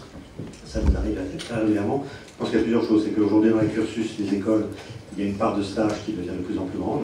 Donc en fait, quand vous sortez, quand vous obtenez votre diplôme, très souvent, vous avez 1 an de stage, voire dans certaines écoles, 2 ans de stage. 2 ans hors stage, précisé entre parenthèses. Alors, en tout cas, nous ne travaillons pas comme ça, et nous regardons les stages comme une expérience professionnelle comme une autre, en fait, et ça s'appelle stage, parce que vous n'êtes pas payé full-time, mais en fait, c'est un vrai travail. Donc ça, je crois que c'est un premier élément, donc en fait, vous apprenez déjà avec une expérience. Deuxième élément, moi je reviens d'Asie à l'instant, j'y passe un quart de temps, et pour la première fois, j'ai entendu énormément de gens qui disaient qu'il y avait beaucoup de Français qui débarquent aujourd'hui en Asie sans job, et pas seulement les jeunes d'ailleurs, mais des gens mariés avec des enfants qui débarquent et puis qui s'installent et puis qui se mettent à chercher du travail sur place. C'est un peu plus compliqué quand on cherche des postes à un certain niveau, mais pour les jeunes, ça marche extrêmement bien. Et en fait, de façon assez étonnante, les gens débarquent et ils trouvent un job sur place. Donc ça existe aussi. Oui, mais bien sûr. Voilà, je petits éléments. Alors allez-y. J'aurais aimé poser une question. Je suis en cabinet de recrutement. Donc on a vu l'importance des réseaux sociaux aujourd'hui dans le recrutement au niveau des RH. Donc j'aimerais savoir à quel niveau, comment vous êtes structuré par rapport à ça. Et si vous conseillez, et qu'est-ce que vous conseillez au niveau des candidats qu'est-ce qu'ils doivent faire pour être bien présents sur ces réseaux sociaux professionnels que vous regardez, notamment LinkedIn ou d'autres?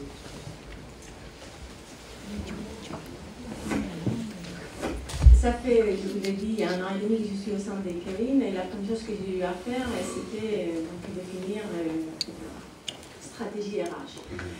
En tout cas, pour moi, il y a 3 axes qui ont inspiré ma réflexion et maintenant ça met en œuvre. J'ai dit qu'on devait être une DRH globale, je pense avoir insisté déjà sur ces points, digital et durable. Et on a fait avec nos équipes au mois de septembre, nos équipes RH, une learning expedition à la Silicon Valley parce que justement on est allé voir ce qui s'est fait des plus, on va dire, pointu, nouveau et dans le domaine du digital parce qu'en effet, on considère qu'on a beaucoup parlé du CRM, mais moi il y a les CRM appliqués dans le domaine des ressources humaines qui est les Candidate Relationship Management. C'est pas pour moi, et un candidat devrait être considéré, traité pareil que nos clients. Et c'est pour ça qu'on est encore au stade de réflexion et on a beaucoup de schémas à parcourir. Mais nous considérons que quand un candidat est en relation avec un groupe comme le nôtre, il doit avoir, c'est pas uniquement la possibilité de nous voir, mais nous devons avoir l'obligation de nous engager avec eux et de pouvoir avoir une relation qui soit déjà relativement homogène et qui nous permette justement de créer quand c'est nécessaire, et donc ces liens et ces réponses qui pour les moments peuvent être un peu frustrantes parce qu'en effet il y a beaucoup de personnes aussi qui peuvent venir et nous voir, nous visiter, nous envoyer aussi des messages, des CV et ne pas avoir l'impression qu'il y a un suivi derrière. Donc, ça c'est notre projet. Quand on revient à la réalité, c'est vrai qu'on fait quand même pas mal de choses à travers les réseaux sociaux. Et que pour nous c'est un axe de devenir parce que c'est vrai qu'on est encore dans un stade où on fait du recrutement un peu à l'ancienne, plus en réactivité. Et nous, ce qu'on voudrait, c'est développer la proactivité, c'est connaître les personnes qui sont intéressées, qui peuvent nous intéresser, parce qu'il y a eu déjà des étapes, de façon à ce que les opportunités, et c'est très simple, on part déjà. Et de ces bases de profils identifiés, qu'on ne passe pas notre temps à courir derrière le temps. Donc sachez que les digitales, que ce soit en RH, mais dans toutes les autres fonctions, c'est quelque chose qui maintenant s'impose. En fait, on n'a plus de choix et que c'est en train de révolutionner nos directions de la communication, nos directions du marketing, nos directions commerciales, et j'espère que les RH s'entendaient. Et c'est vraiment une tendance. Comment utilisez-vous LinkedIn? En fait, on utilise déjà chaque marque donc, a sa propre. Ce propre lien ou pas. Et après, justement, donc une des choses qu'on a fait à la Silicon Valley, c'était les visiter. On a été dans leurs locaux, on a été étonnés par ce qu'ils savent de nous, ce qu'ils savent de chacun entre vous dans la salle. Et donc, justement, on est en train de définir une stratégie plus pointue. L'idée, c'est pas tellement pour les recrutements, mais c'est pour cet engagement avec nos candidats. Bonjour à tous, Caroline Pastille, je travaille actuellement, je suis responsable de projets transverses à l'international dans un grand groupe financier. Et je voulais savoir si, lorsque vous parliez tout à l'heure des fonctions justement support dans vos grands groupes, est-ce que vous recherchez plus des experts comme contrôleurs de gestion, comme vous disiez tout à l'heure, ou un peu plus large aussi en termes de management de projet, que ce soit transverse financier ou autre. Merci. Très rapidement, on cherche les deux, mais ce qui est intéressant, effectivement, c'est qu'il y a cette tendance vraiment sur les fonctions de gestion de projet, fonctions de gestion d'équipes transversales, voire matricielle.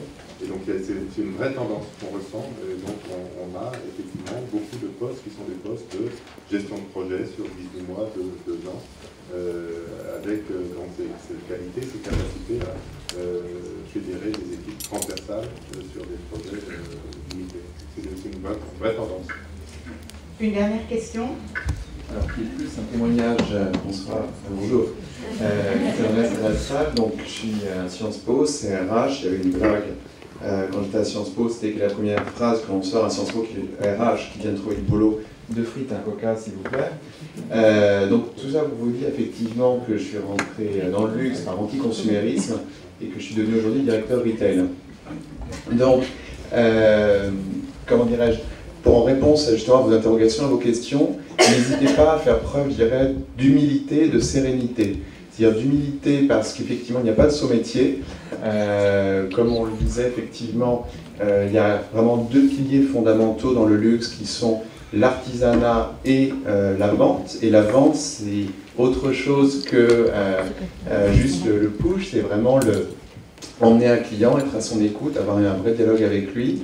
Et il y a une très forte créativité qui est possible au niveau de l'expérience qu'on fait vivre aux clients. Et je pense que justement, en tout cas moi, ce que j'éprouve, c'est que l'éclairage qu'on peut avoir lorsque l'on est littéraire, Sciences Po et anticonsumériste et qu'on travaille dans le retail, c'est qu'on peut trouver justement des moyens d'action, des ouvertures. Il y a une curiosité de Sciences Po que je retrouve en revanche vraiment dans la démarche quotidienne et qui peut vraiment vous être utile. Donc surtout, lorsque vous cherchez une première porte d'entrée dans le luxe, parce que le luxe c'est aussi un univers qui se coopte beaucoup, n'hésitez pas à trouver une toute première expérience, un stage, un contrat d'apprentissage pour déjà faire l'expérience de ce que c'est qu'un client final. Parce que là on parle beaucoup du luxe, de la production, de la vente, et à un moment il faut qu'il y ait quelqu'un qui paye pour entretenir tout cela. Et qu'est-ce qu'il fait? Pourquoi est-ce qu'il va payer un sac 20 000 €? Pourquoi est-ce qu'il va payer une paire de chaussures 4 000 ou 10 000? Voilà. Qu'est-ce qui va l'amener à ça? Donc il y a la qualité du produit, il y a l'image de la maison, mais tout cela peut être aussi totalement, très rapidement détruit par une expérience désastreuse en magasin. Donc n'hésitez surtout pas à vous intéresser aux fonctions commerciales. Voilà. François Dobrovolski ne s'est pas présenté, mais c'est le patron retail France de Tag Heuer, donc nous a rappelé que c'était l'heure. Et donc j'ai 3 choses à vous proposer.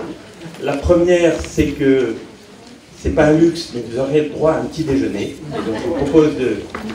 Deuxièmement, j'ai fait fermer les portes là-haut, donc nos invités ne pourront pas partir sans répondu à la totalité de vos questions. Mais avant ça, troisième chose, je vous propose de les féliciter chaleureusement.